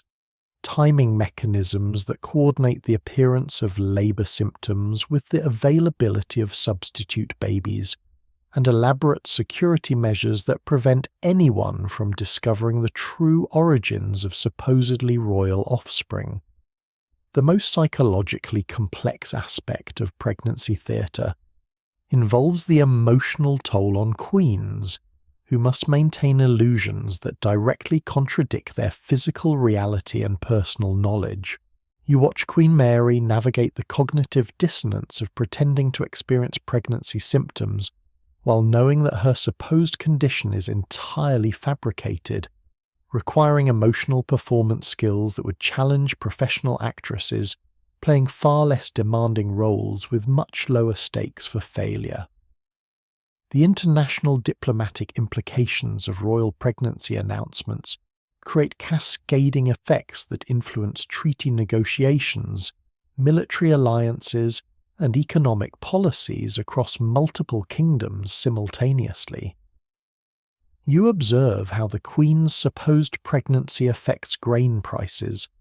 marriage negotiations for minor nobles, and even religious policies as various factions adjust their strategies based on assumptions about future political arrangements that may be based entirely on theatrical illusions rather than biological reality. But perhaps the most remarkable aspect of pregnancy deception involves the sophisticated planning required to coordinate exit strategies when illusions can no longer be maintained indefinitely. You watch as contingency plans are developed for everything from stage miscarriages to elaborate cover stories about infant deaths that will explain the absence of heirs, without admitting the fundamental deception that created false expectations. These exit strategies must be as convincing as the original pregnancy announcements, while providing political benefits that justify the enormous risks involved in systematic deception of allies and enemies alike. The medical knowledge required to maintain convincing pregnancy illusions demonstrates surprising sophistication in understanding human reproductive biology and psychology. You notice how the Queen's advisors possess detailed information about pregnancy symptoms, fetal development timelines, and childbirth procedures that allows them to create deceptions that withstand examination by trained physicians and experienced midwives who might be sent by foreign governments to verify claims about royal reproductive status. The most dangerous element of pregnancy theatre involves the potential consequences when deceptions are discovered by hostile foreign powers or domestic enemies who can use evidence of systematic dishonesty to justify military action, diplomatic sanctions, or internal rebellions that threaten the stability of entire kingdoms. You observe elaborate security measures designed to prevent discovery while maintaining the public confidence necessary for effective governance during periods when royal authority depends on maintaining illusions about biological processes that determine political legitimacy. The economic costs of maintaining elaborate pregnancy deceptions rival those of military campaigns, requiring payments to numerous conspirators, specialized equipment and costumes, medical experts, and security personnel who ensure that dangerous secrets remain hidden from enemies, who would use any evidence of deception to justify hostile action against kingdoms whose stability depends on maintaining illusions about royal fertility and divine approval of ruling dynasties. As you watch the Queen prepare for another public appearance where she will display her advancing pregnancy to audiences whose political support depends on believing in the reality of succession arrangements that may be entirely fictional, you realize that royal pregnancy represents one of history's most sophisticated and high-stakes theatrical productions, where biological illusions determine political reality, and carefully crafted deceptions shape the fate of nations through performances that must never be recognized as anything other than genuine divine blessing of royal bloodlines destined to rule by natural and supernatural authority. You wander through seemingly innocent palace gardens, where roses bloom in patterns that spell out military secrets and fountain arrangements indicate the locations of buried treasure maps. Here, among carefully cultivated flower beds and decorative pathways, you discover that royal gardens served as elaborate outdoor intelligence centers where international spies conducted business disguised as botanical appreciation, and forbidden lovers exchanged information that could reshape continental politics. The garden paths that appear designed for romantic strolls actually function as sophisticated communication networks, where every blooming flower and sculptured hedge conceals messages that determine the fate of kingdoms. You observe Lady Constance selecting roses for what appears to be a simple flower arrangement, but her choices follow coded patterns that transmit detailed intelligence about French military movements to the Spanish ambassador, who will receive the bouquet during this evening's diplomatic reception. The red roses positioned at specific angles indicate troop numbers, while white roses reveal supply line vulnerabilities that could determine the outcome of wars that haven't yet been officially declared. A mainstream historical fact reveals that many European royal gardens contained elaborate geometric patterns that functioned as outdoor cipher systems,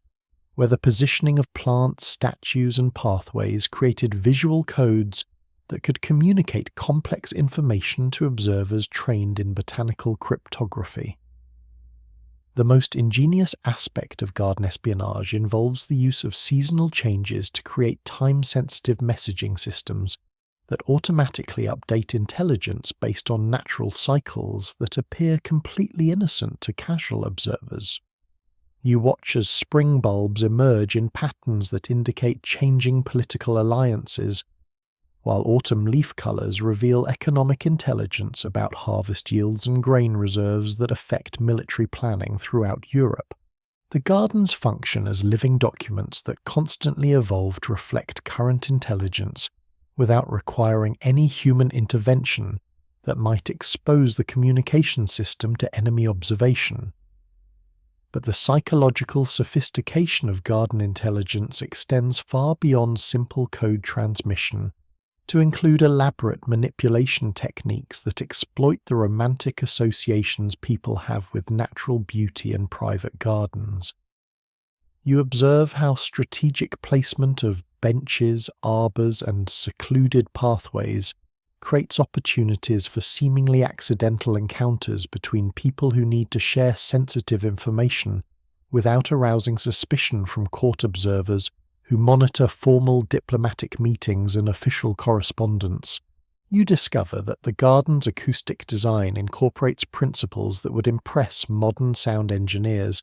with carefully positioned hedges, water features, and architectural elements that create private conversation areas where whispered intelligence can be exchanged without being overheard by enemy agents or court spies who might be lurking in nearby areas. The sound of flowing water from decorative fountains masks conversations, while the strategic placement of fragrant flowers creates sensory distractions that make eavesdropping more difficult for anyone attempting unauthorized surveillance of sensitive negotiations. A quirky historical detail that rarely appears in horticultural records involves the use of specially trained gardeners who function as intelligence operatives, disguised as botanical experts, responsible for maintaining the elaborate plant-based communication systems. You watch Master Gardener Philippe tend to flower beds with the precision of a cryptographer, adjusting plant positions and colour combinations to update coded messages while maintaining the appearance of routine garden maintenance that attracts no attention from observers who expect nothing more dangerous than horticultural expertise from men carrying pruning shears and watering vessels.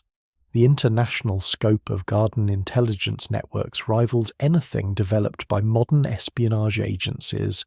with royal gardens throughout Europe sharing botanical information that appears to involve simple exchange of rare seeds and cultivation techniques, but actually transmits detailed intelligence about political developments, military preparations, and economic conditions that affect the balance of power between rival kingdoms. These horticultural intelligence networks operate through trade relationships and scholarly correspondence that provide perfect cover for activities that would be considered acts of war if conducted through conventional diplomatic or military channels. The most dangerous aspect of garden espionage involves the coordination of assassination attempts through botanical signals that appear completely innocent to anyone lacking knowledge of the plant-based communication systems. You observe how specific flower arrangements signal optimal timing for elimination of political targets, while changes in garden design indicate escape routes and safe houses that have been prepared for operatives who need to disappear quickly after completing sensitive missions that serve larger strategic objectives. But perhaps the most psychologically sophisticated element of garden intelligence involves the use of romantic associations to manipulate the emotions and decision-making capabilities of targets who believe they're enjoying private moments in beautiful natural settings while actually being subjected to systematic psychological influence designed to extract information or encourage specific political choices. You watch as carefully orchestrated garden encounters between apparently random individuals actually represent precisely planned intelligence operations, where natural beauty and romantic atmosphere lower psychological defenses and encourage revelations that would never occur in formal political settings. The horticultural knowledge required to maintain effective garden intelligence systems demonstrates remarkable sophistication in understanding plant biology, seasonal cycles, and ecological relationships that allow intelligence operatives to create communication systems that function automatically without requiring constant human intervention that might expose secret activities to enemy observation. These garden spies possess expertise that rivals university-trained botanists while maintaining cover identities as simple servants responsible for decorative landscaping rather than international espionage. Historians still argue whether the elaborate garden intelligence networks actually possessed the technical sophistication suggested by contemporary accounts, but the correlation between botanical activities and political developments suggests systematic coordination that extends far beyond coincidental timing of horticultural and diplomatic events. The gardens represent one of history's most successful examples of hiding sophisticated intelligence operations in plain sight,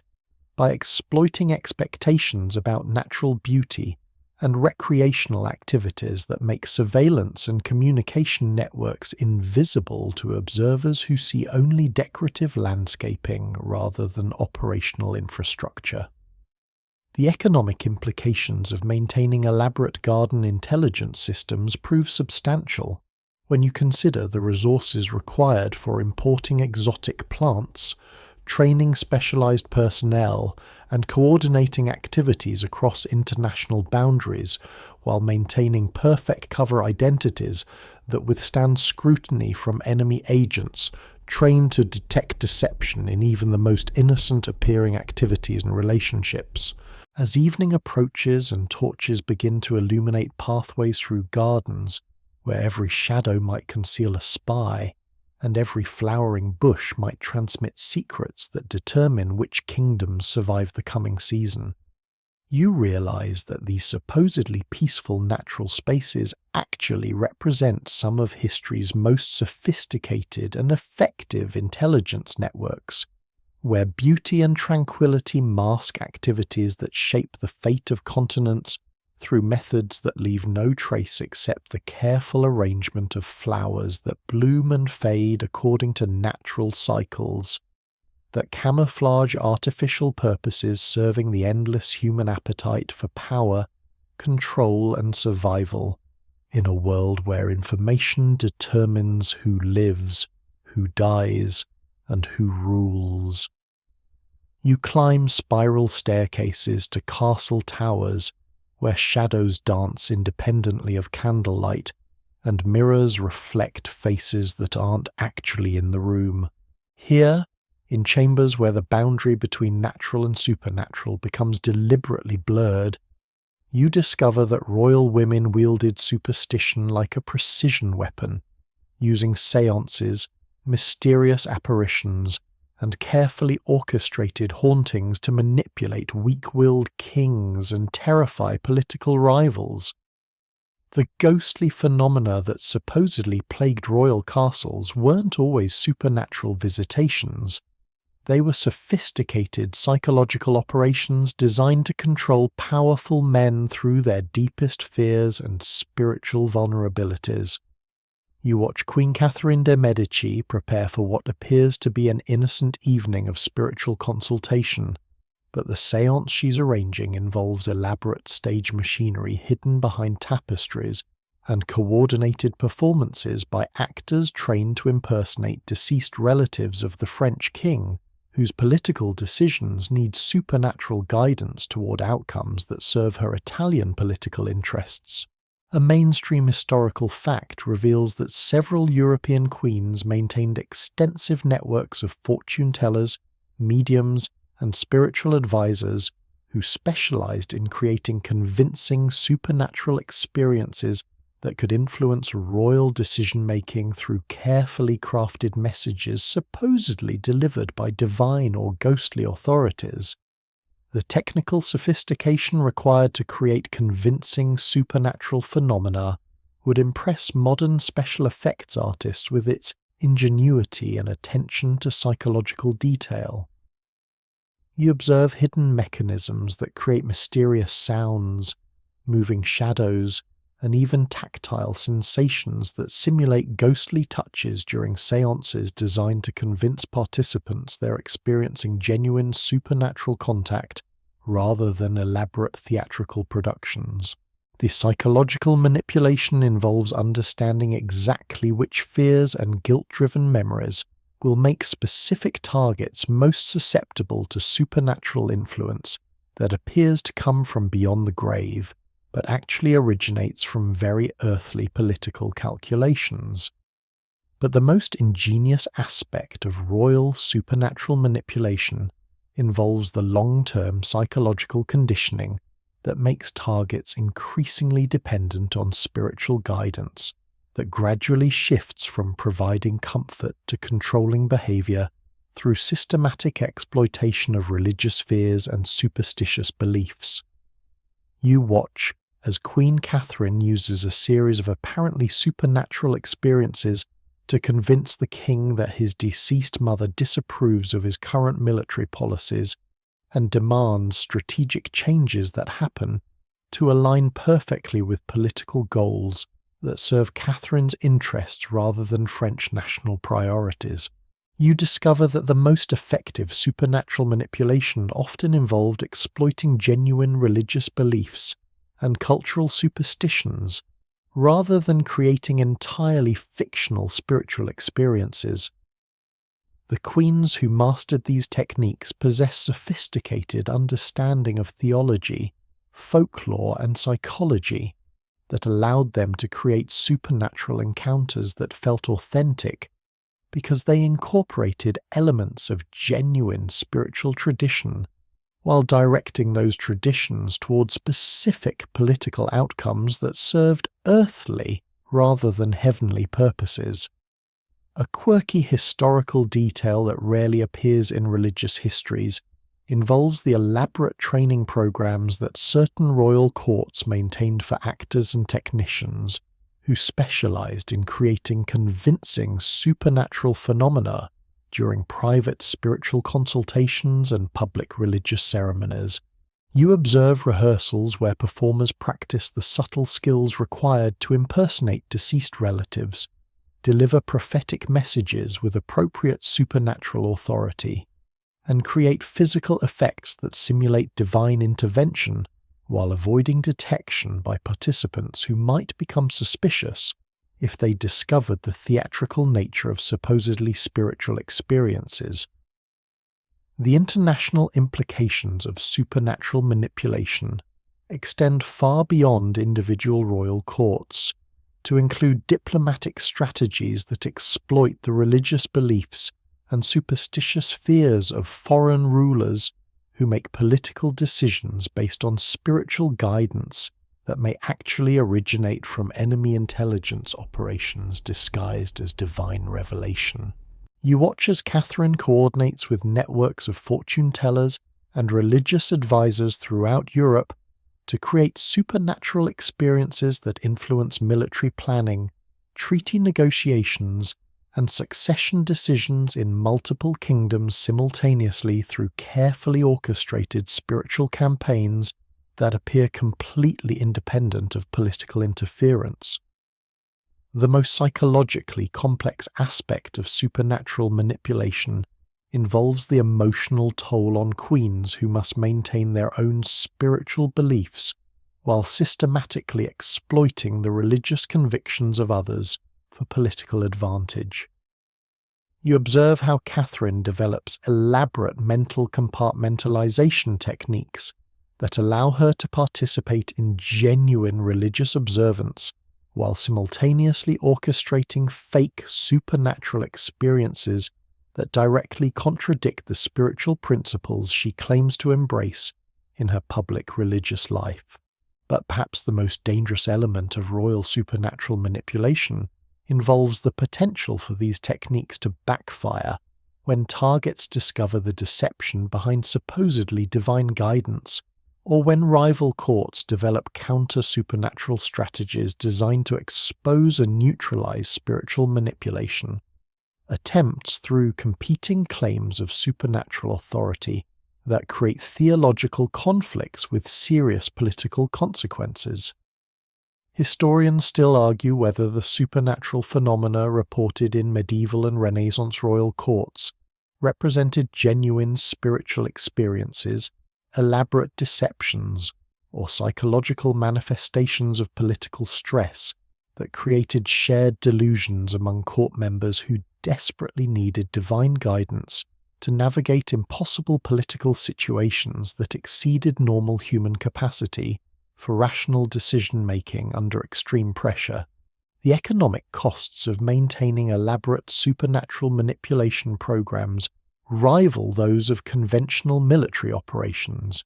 requiring payments to numerous actors and technicians, specialized equipment for creating convincing special effects, and extensive networks of spiritual advisors who maintain cover identities while actually functioning as psychological warfare specialists, trained in exploiting religious beliefs for political advantage. The most remarkable aspect of supernatural manipulation involves its effectiveness in controlling powerful men who possess sophisticated understanding of conventional political strategy, but remain vulnerable to spiritual manipulation that exploits psychological weaknesses they may not even recognize in themselves. You realize that these techniques succeeded because they targeted the intersection between political power and personal mortality,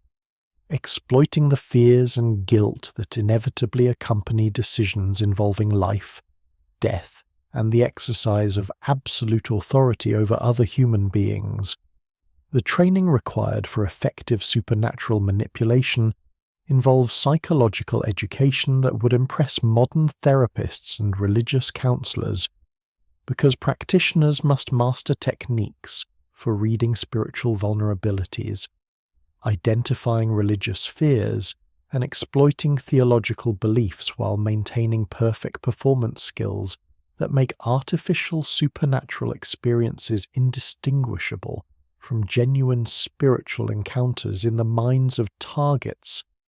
whose political cooperation depends on believing they're receiving authentic divine guidance rather than sophisticated psychological manipulation designed to serve earthly political purposes. As midnight approaches and the castle fills with shadows that may or may not contain hidden actors preparing to deliver supernatural messages that will determine tomorrow's royal decisions, you understand that the boundary between spiritual authority and political power has always been more fluid than official histories acknowledge, and that some of history's most important political decisions may have been influenced by ghosts that existed only in the imaginations of people who needed supernatural justification for choices that served very human appetites for control, survival, and the endless quest for power that transcends the limitations of mortal existence through methods that blur the distinction between divine intervention and psychological manipulation. You slip into the castle's postal chamber where wax seals are broken with surgical precision, and letters are resealed so perfectly that their intended recipients never suspect their private correspondence has been intercepted, analyzed, and potentially altered by intelligence networks that make modern email surveillance seem primitive. Here, in rooms where correspondence flows like rivers carrying the lifeblood of political communication, you discover that royal women, concubines, and their networks of spies transformed the medieval postal system into a sophisticated battlefield where wars were fought with ink, parchment, and the ancient art of strategic information manipulation. You watch Madame de Montespan's private secretary, Marie-Claire, examine a letter addressed to the French king from his Spanish counterpart, but her interest extends far beyond simple curiosity about diplomatic correspondence. Using specialized tools that would impress modern forensic experts, she carefully removes the wax seal without damaging it, photographs the letter's contents using a primitive but effective copying technique involving treated parchments that capture ink impressions, and prepares to alter specific passages that could affect international relations in ways that serve her mistress's political interests, rather than French national priorities. The technical sophistication of letter interception operations rivals anything developed by modern intelligence agencies, involving chemical knowledge that allows operatives to soften wax seals without melting them, metallurgical expertise that creates tools for precise document manipulation, and artistic skills that enable perfect forgery of handwriting, official seals, and even the subtle paper characteristics that distinguish authentic correspondence from cleverly manufactured deceptions. A mainstream historical fact reveals that European royal courts maintained extensive laboratories where chemists and craftsmen developed techniques for invisible document manipulation that could alter the course of diplomatic negotiations without leaving any trace of interference that might expose the systematic espionage operations affecting international politics. But the most ingenious aspect of postal espionage involves the psychological manipulation techniques that exploit people's natural trust in written communication to plant false information that influences decision-making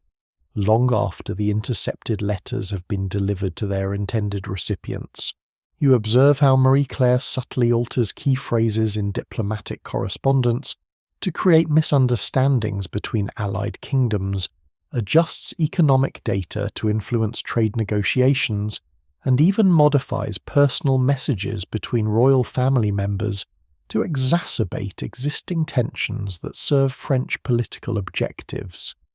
You discover that the most valuable intelligence often comes not from the explicit content of intercepted letters, but from analysing patterns of correspondence that reveal hidden relationships, secret negotiations, and emerging political alliances that haven't yet become public knowledge.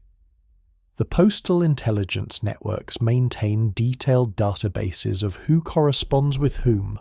how frequently, and what topics dominate their communications, creating comprehensive maps of European political relationships that provide strategic advantages in diplomatic negotiations and military planning. A quirky historical detail that rarely appears in official postal histories involves the development of specialized inks that appear invisible when first applied but gradually become visible over time, allowing intelligence operatives to add hidden messages to legitimate correspondence that will be discovered by recipients days or weeks after delivery, when the chemical reactions create readable text that appears to be supernatural revelation rather than human manipulation. You watch Marie-Claire prepare such hidden messages that will convince the Spanish king he's receiving divine guidance about military strategy, while actually being influenced by French intelligence operations disguised as miraculous communication. The international scope of postal espionage networks extends across national boundaries through systems that exploit the natural movement of merchants, diplomats, and religious pilgrims who carry correspondence between kingdoms, while unknowingly facilitating intelligence operations that serve multiple masters simultaneously. These postal spies possess detailed knowledge of European travel routes, seasonal patterns of communication, and even weather conditions that affect the timing of message delivery in ways that can be manipulated to provide tactical advantages during crucial political negotiations. The most dangerous aspect of postal intelligence involves the coordination of simultaneous information campaigns that use multiple intercepted letters to create false narratives about political developments, military capabilities, and economic conditions that influence decision-making in multiple kingdoms simultaneously through carefully orchestrated deception operations that appear to originate from independent sources, but actually represent coordinated psychological warfare designed to achieve specific strategic objectives. But perhaps the most psychologically sophisticated element of postal espionage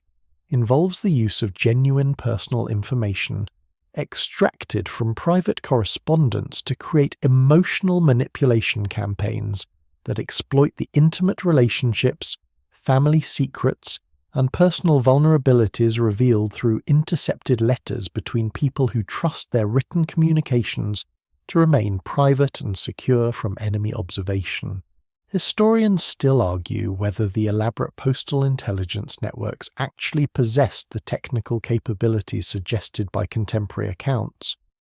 but the correlation between communication patterns and political developments suggests systematic coordination that extends far beyond coincidental timing of correspondence and diplomatic events that shape the balance of power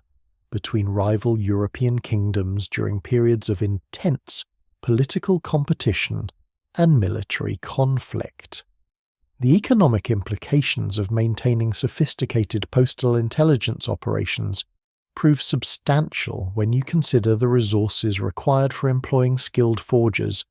developing specialized equipment and chemicals, maintaining networks of postal spies throughout Europe, and coordinating activities across international boundaries while preserving cover identities that withstand scrutiny from enemy counterintelligence operations designed to detect and neutralize postal espionage activities.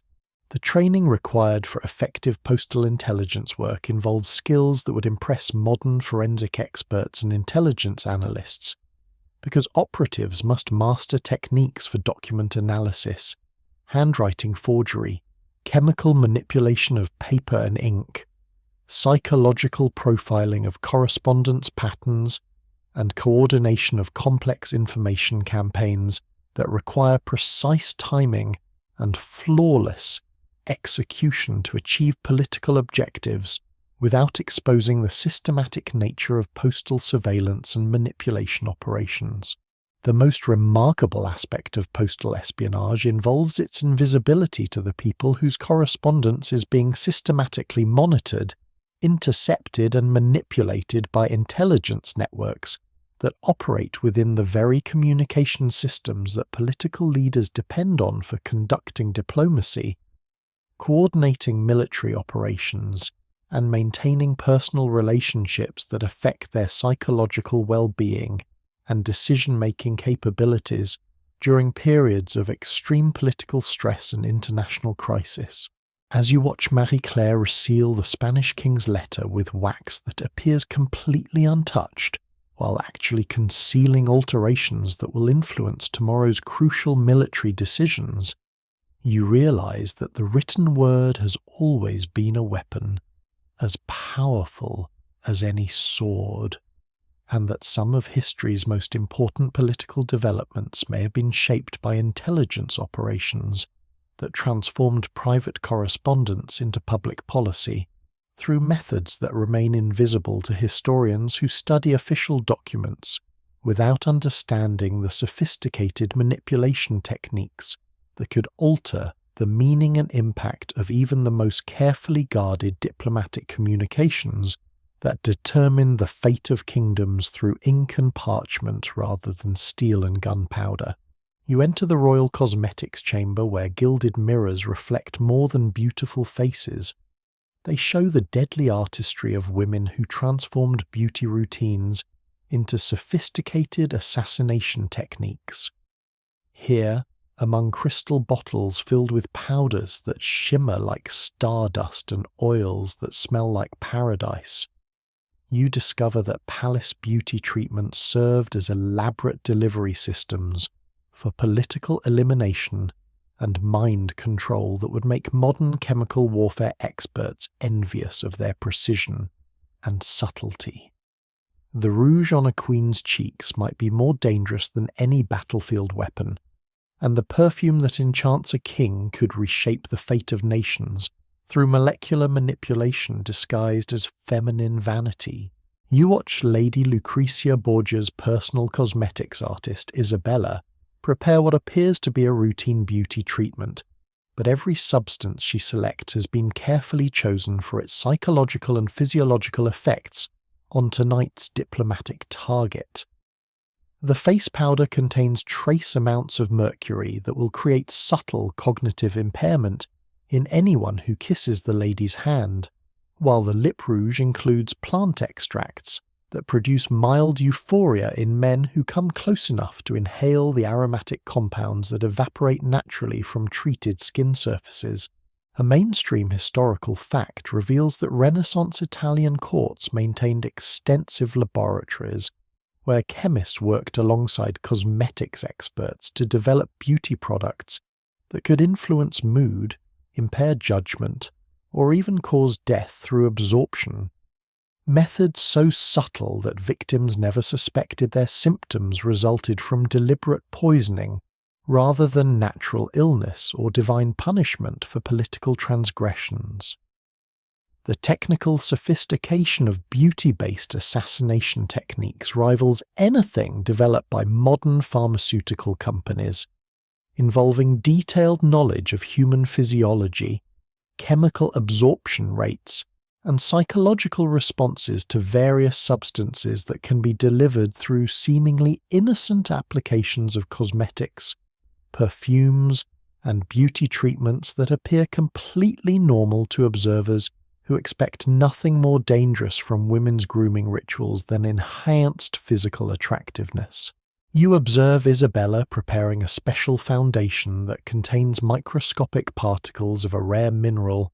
that becomes toxic only when combined with specific foods commonly served at diplomatic dinners, creating a delayed action poisoning system that makes it virtually impossible to trace the source of illness or death back to the cosmetics application that occurred hours or even days before symptoms manifest in ways that appear completely unrelated to beauty treatments. But the most ingenious aspect of cosmetic warfare involves the psychological manipulation possible through substances that affect brain chemistry in ways that make targets more susceptible to suggestion, more likely to reveal secrets, or more inclined to make decisions that favour the interests of whoever controls the beauty products they encounter during social interactions that appear completely innocent to outside observers. You discover that the most sophisticated practitioners of cosmetic assassination maintain detailed knowledge of their target's personal habits, dietary preferences, and medical vulnerabilities that allow them to customize beauty treatments for maximum effectiveness, based on individual physiology and behavioral patterns that determine optimal delivery methods for substances designed to achieve specific political objectives through biological manipulation disguised as fashion and feminine grooming. A quirky historical detail that rarely appears in beauty histories involves the development of perfumes that contain pheromone-like compounds extracted from exotic animals and plants, creating scent combinations that can influence sexual attraction, emotional bonding, and even political loyalty through subconscious biological responses that make targets more likely to trust and favour whoever wears these carefully crafted fragrances during crucial negotiations or intimate encounters that determine diplomatic outcomes.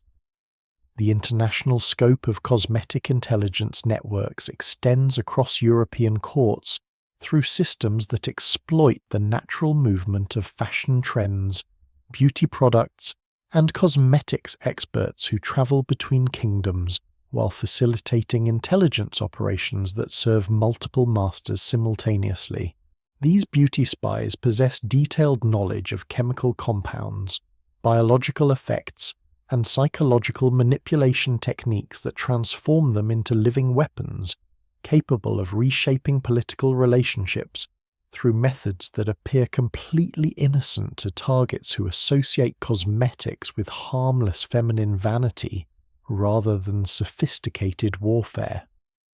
The most dangerous aspect of cosmetic assassination involves the difficulty of detecting and preventing attacks that use beauty products as delivery systems, because the substances involved often produce effects that develop slowly over time and mimic natural medical conditions in ways that make it virtually impossible for victims or their physicians to identify the true cause of symptoms that could range from subtle personality changes to organ failure that appears completely unrelated to cosmetic exposure. But perhaps the most psychologically sophisticated element of beauty-based warfare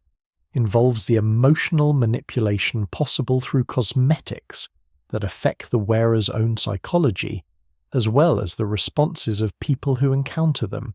creating feedback loops of chemical influence that can reshape personal relationships, political alliances, and even individual identity through sustained exposure to substances that gradually alter brain chemistry and behavioral patterns in ways that serve larger political objectives. Historians still argue whether the elaborate cosmetic assassination techniques actually possessed the scientific sophistication suggested by contemporary accounts,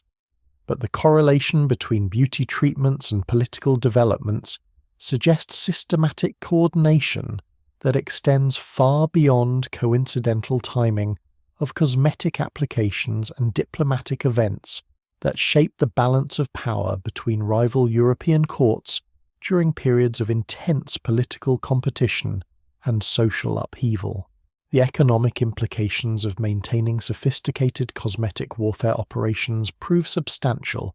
when you consider the resources required for importing exotic ingredients, employing skilled chemists and cosmetics experts,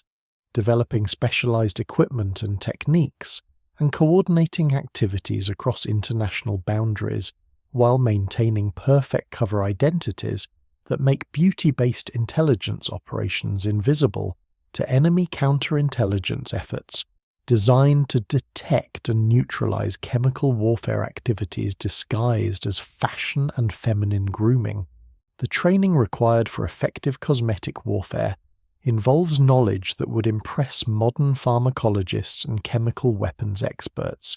because practitioners must master techniques for chemical synthesis, biological absorption, psychological manipulation, and precise dosage calculation that ensures desired effects without creating obvious symptoms that might expose the systematic nature of beauty-based assassination and mind control operations that target the intersection between personal vanity and political vulnerability.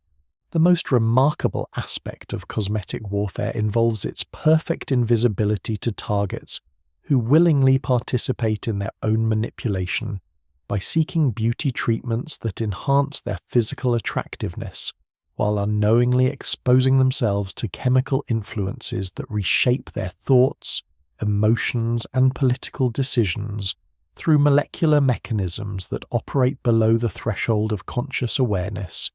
in ways that make resistance virtually impossible for people who never suspect they're being systematically poisoned through beauty products they associate with pleasure, luxury, and enhanced social status, rather than sophisticated biological warfare designed to control their minds and bodies through chemistry disguised as cosmetics. As you watch Isabella apply the final touches to Lady Lucrezia's deadly beauty treatment,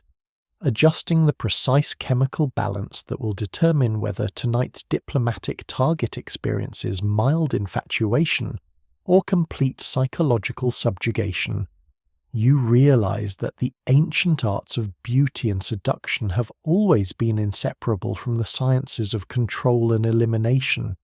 and that some of history's most beautiful women may have been its most dangerous assassins, wielding rouge and perfume with the same deadly precision that warriors applied to swords and arrows in conflicts that shaped the destiny of continents through methods that left no trace except enhanced beauty that concealed sophisticated weapons designed to kill through chemistry more subtle than any blade ever forged by human hands. You stand among wedding guests whose silk gowns rustle with more than excitement as you witness what appears to be the most joyous celebration in royal tradition, a marriage ceremony that will unite kingdoms and create lasting peace between ancient enemies. But as you observe the elaborate rituals surrounding this royal wedding, you discover that the festivities mask kidnappings orchestrated decades in advance, political coups disguised as romantic celebration, and revenge schemes so intricate they make modern espionage thrillers seem simple by comparison. The altar where vows are exchanged serves as the final stage for political theatre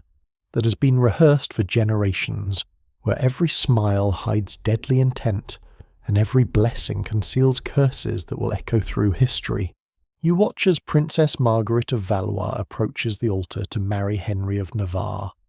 but the elaborate procession conceals armed guards positioned to prevent her escape from a marriage that represents political captivity disguised as romantic alliance. The wedding guests who appear to celebrate joyfully actually include assassins, kidnappers, and political agents whose presence ensures that this ceremony will proceed according to plans that prioritize diplomatic necessity over personal happiness or even basic human freedom. A mainstream historical fact reveals that many royal marriages were essentially legalized kidnappings,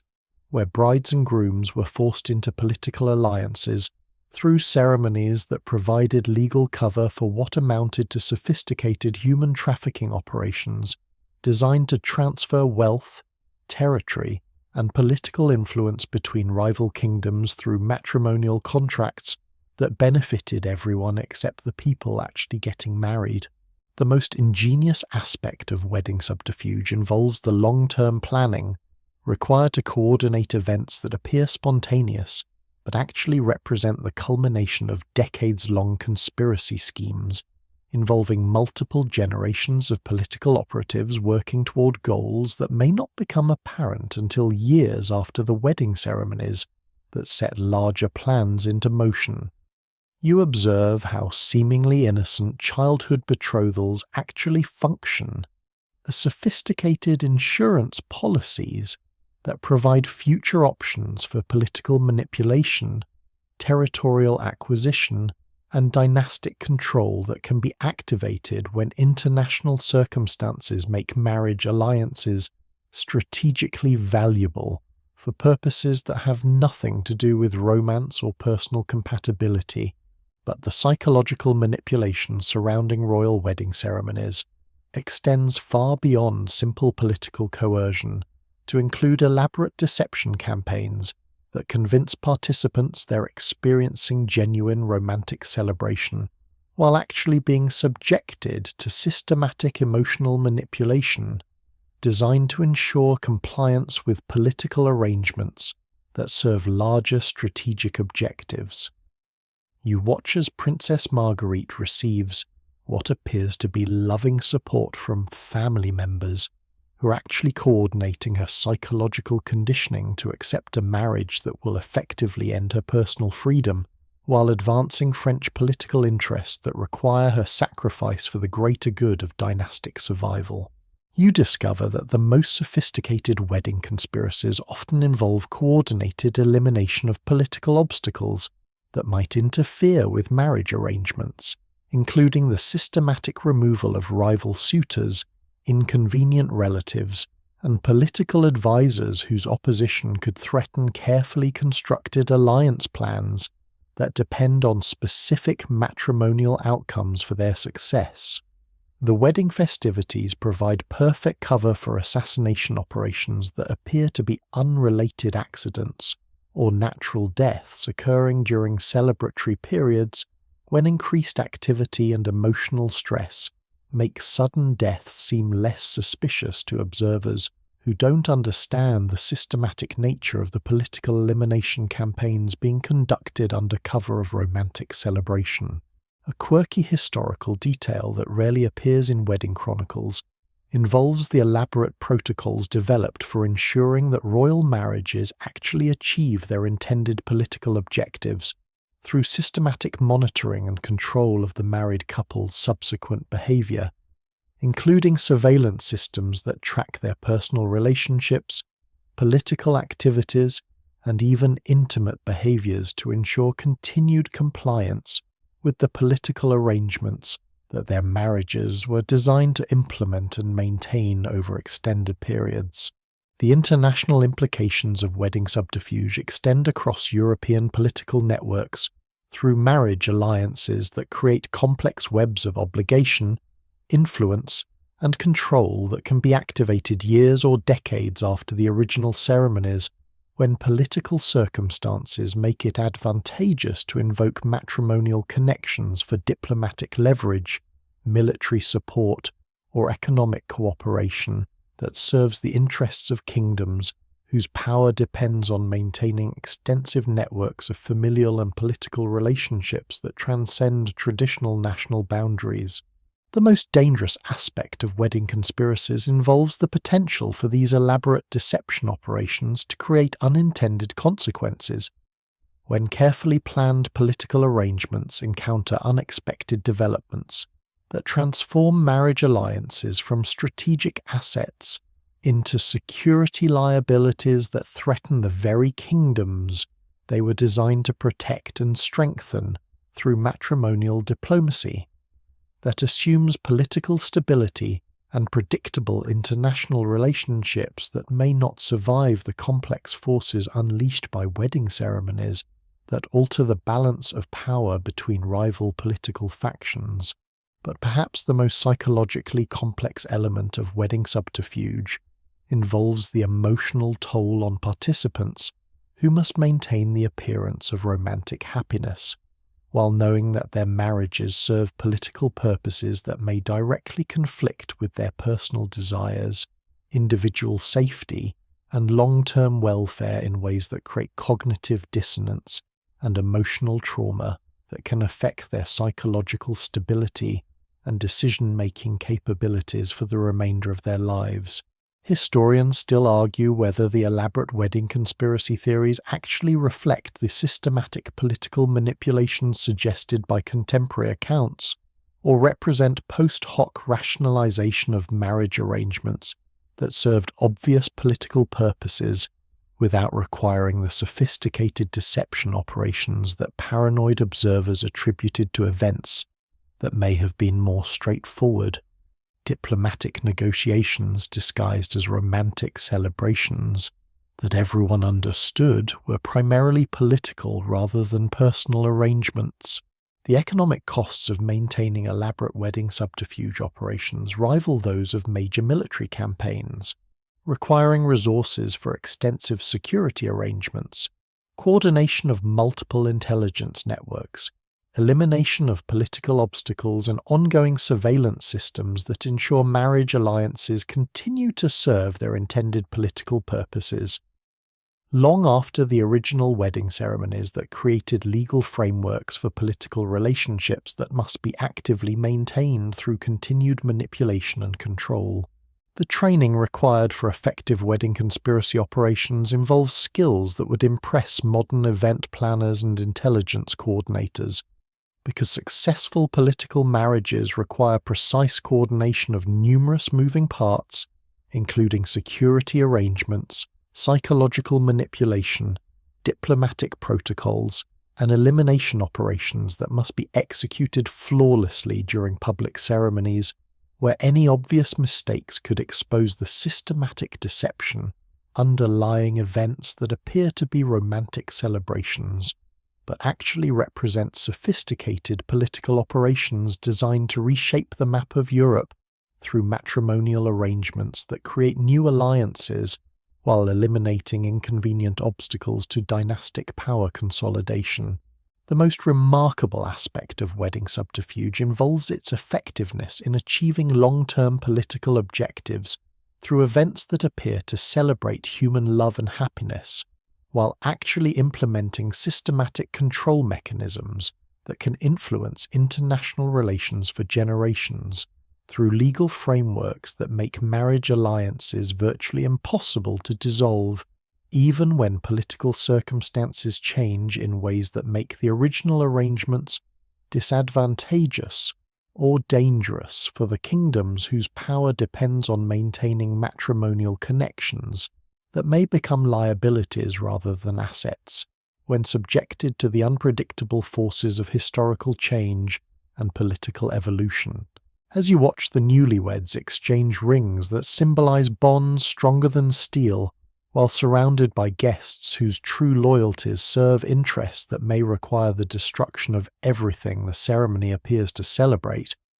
you realize that marriage has always been warfare conducted through legal contracts and romantic rituals that disguise political conquest as personal choice,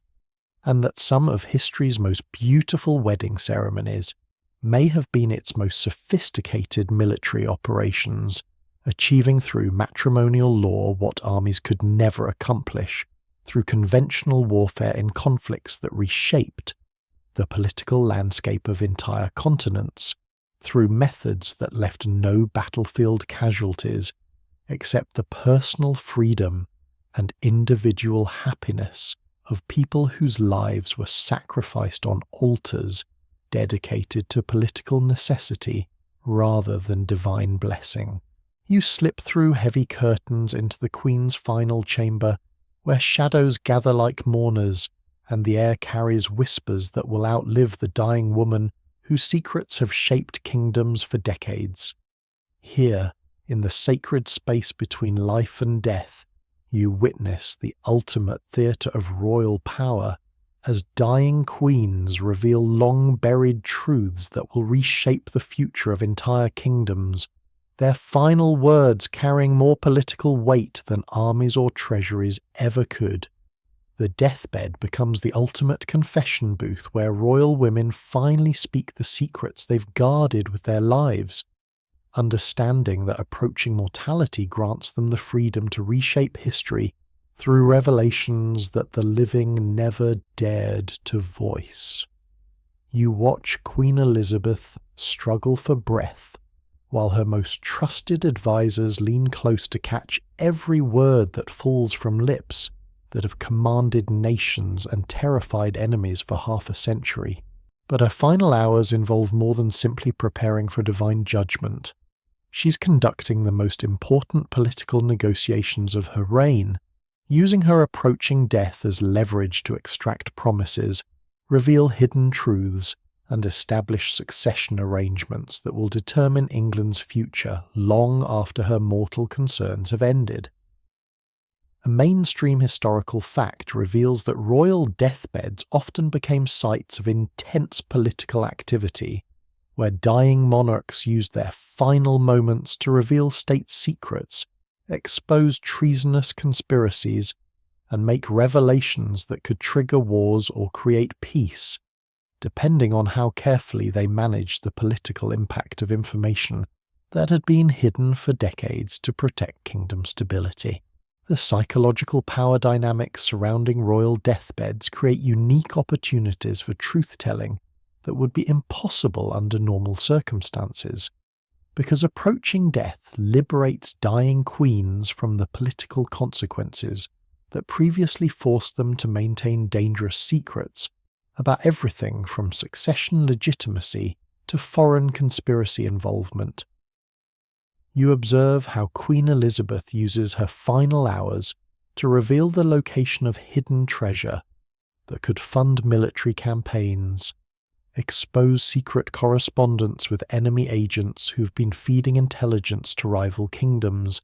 and acknowledge illegitimate children whose existence could complicate succession arrangements,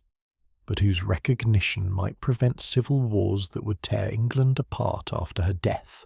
But the most ingenious aspect of deathbed revelations involves the strategic timing of information released to maximize political impact, while minimizing potential negative consequences for the kingdom's stability and international relationships. You watch as the Queen carefully calibrates her revelations to specific audiences, sharing different secrets with different advisors based on their ability to handle sensitive information and their political reliability during the transition period that will determine whether England maintains its power or collapses into chaos following her death. You discover that the most valuable deathbed secrets often involve information about foreign intelligence networks, domestic conspiracy operations, and international alliance arrangements that have been hidden from official records to maintain plausible deniability and protect operational security for intelligence activities that shaped European politics through methods that required absolute secrecy for their effectiveness. The dying Queen possesses detailed knowledge about spy networks operating throughout European courts, assassination plots that were successfully prevented or implemented, and diplomatic deceptions that created false impressions about English military capabilities and political intentions that influenced international negotiations for decades. A quirky historical detail that rarely appears in official death records involves the elaborate procedures developed for ensuring that deathbed revelations reach appropriate audiences while preventing sensitive information from falling into enemy hands or being misused by domestic political factions whose interest might conflict with national security requirements during vulnerable transition periods, when succession arrangements create opportunities for hostile foreign intervention or internal rebellion against royal authority. The international implications of royal deathbed revelations extend across European political networks through information that can expose diplomatic deceptions, reveal secret military alliances, and provide intelligence about foreign royal families that could influence succession arrangements and treaty negotiations throughout the continent for generations following the death of queens, whose knowledge spans decades of hidden political activity that shaped the balance of power between rival kingdoms through methods that required complete secrecy for their implementation and success. The most dangerous aspect of deathbed revelations involves the potential for dying queens to use their final moments to trigger political crises through strategic disclosure of information that could destabilize international relationships, expose long-hidden corruption, or reveal succession irregularities that might provide enemies with legal justification for military intervention, or domestic rebels with evidence to support their opposition to established royal authority that depends on maintaining certain illusions about legitimacy and divine approval. But perhaps the most psychologically complex element of royal deathbed scenes involves the emotional liberation that allows dying queens to finally acknowledge the personal costs of political power, including the relationships they sacrificed, the moral compromises they accepted, and the human suffering they caused through decisions that prioritized kingdom survival over individual welfare in ways that created lasting guilt and regret that could only be addressed through final confessions that attempted to balance political necessity against personal conscience. Historians still argue whether the dramatic deathbed revelations attributed to various royal women actually occurred as described or represent romanticized interpretations of final moments that may have been more mundane than the elaborate political theatre suggested by contemporary accounts that emphasized the dramatic potential of royal deaths rather than the simple medical reality of human mortality that affects even the most powerful political figures in ways that reduce them to ordinary suffering people facing universal human fears about death and divine judgment. The economic implications of royal deathbed revelations prove substantial when dying queens reveal the locations of hidden treasures, expose corruption operations that diverted royal resources for personal gain, or provide information about secret trade arrangements that generated enormous profits while maintaining official diplomatic relationships that required public denial of economic activities that violated treaty arrangements or religious prohibitions against certain types of international commerce. The training required for effective management of royal deathbed scenes involves skills that would impress modern crisis management experts and intelligence coordinators, because the people responsible for witnessing and implementing final royal revelations must possess detailed knowledge of political relationships, diplomatic protocols, succession law, and information security procedures that ensure sensitive revelations achieve their intended political objectives without creating uncontrolled chaos that could threaten kingdom stability during vulnerable transition periods, when royal authority depends on careful management of information flow and political communication. The most remarkable aspect of royal deathbed revelations involves their power to reshape historical understanding decades or centuries after the original events, because information revealed during final moments often contradicts official records and public assumptions about political events that shaped international relationships through hidden activities that only become visible when dying participants finally feel free to acknowledge their involvement in operations that required complete secrecy for their success and their participants' survival. As you watch Queen Elizabeth's final breath carry away secrets that will never be fully understood, while simultaneously releasing information that will influence English politics for generations to come, you realize that death represents the ultimate political opportunity for royal women who spent their lives balancing public responsibility against personal truth, and that some of history's most important revelations may have emerged from deathbeds, where dying queens finally found the courage to speak truths that the living never dared to acknowledge about the real costs and hidden methods of political power that shaped the destiny of nations through decisions that required moral compromises so profound they could only be confessed in the final moments, when earthly consequences no longer mattered, and divine judgment provided the only remaining authority that could absolve or condemn the souls of women who traded their humanity for the terrible privilege of ruling over other human beings through methods that required secrecy, deception, and the systematic sacrifice of personal truth on the altar of political necessity. The candles burn lower now, their flames dancing like the whispered secrets that have filled these ancient halls throughout our journey together. You've walked through corridors where queens transformed morning rituals into armor for survival, where concubines spoke in languages of fans and flowers that could topple empires with a gesture. You've descended into kitchens where meals became weapons more deadly than siege engines, and ascended to chambers where mirrors reflected not just beauty, but sophisticated networks of surveillance that would humble modern intelligence agencies. The washerwomen knew more state secrets than privy councils, their knowledge flowing through castle stones like water finding its way to the sea. In chapels where prayers mingled with espionage, you discovered that confession booths served as intelligence headquarters where souls were weighed not just for sin, but for the political value of their secrets. Through gardens where every blooming flower spelled out military codes, you learned that beauty and danger have always been inseparable companions in the deadly dance of power. You witnessed pregnancy become performance art, where phantom bellies and borrowed babies maintained the illusion of divine favour, while kingdoms teetered on the edge of succession crises. In cosmetics chambers, rouge and perfume transformed into weapons more subtle than any blade,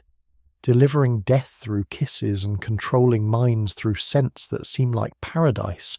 while serving purposes as dark as any underworld.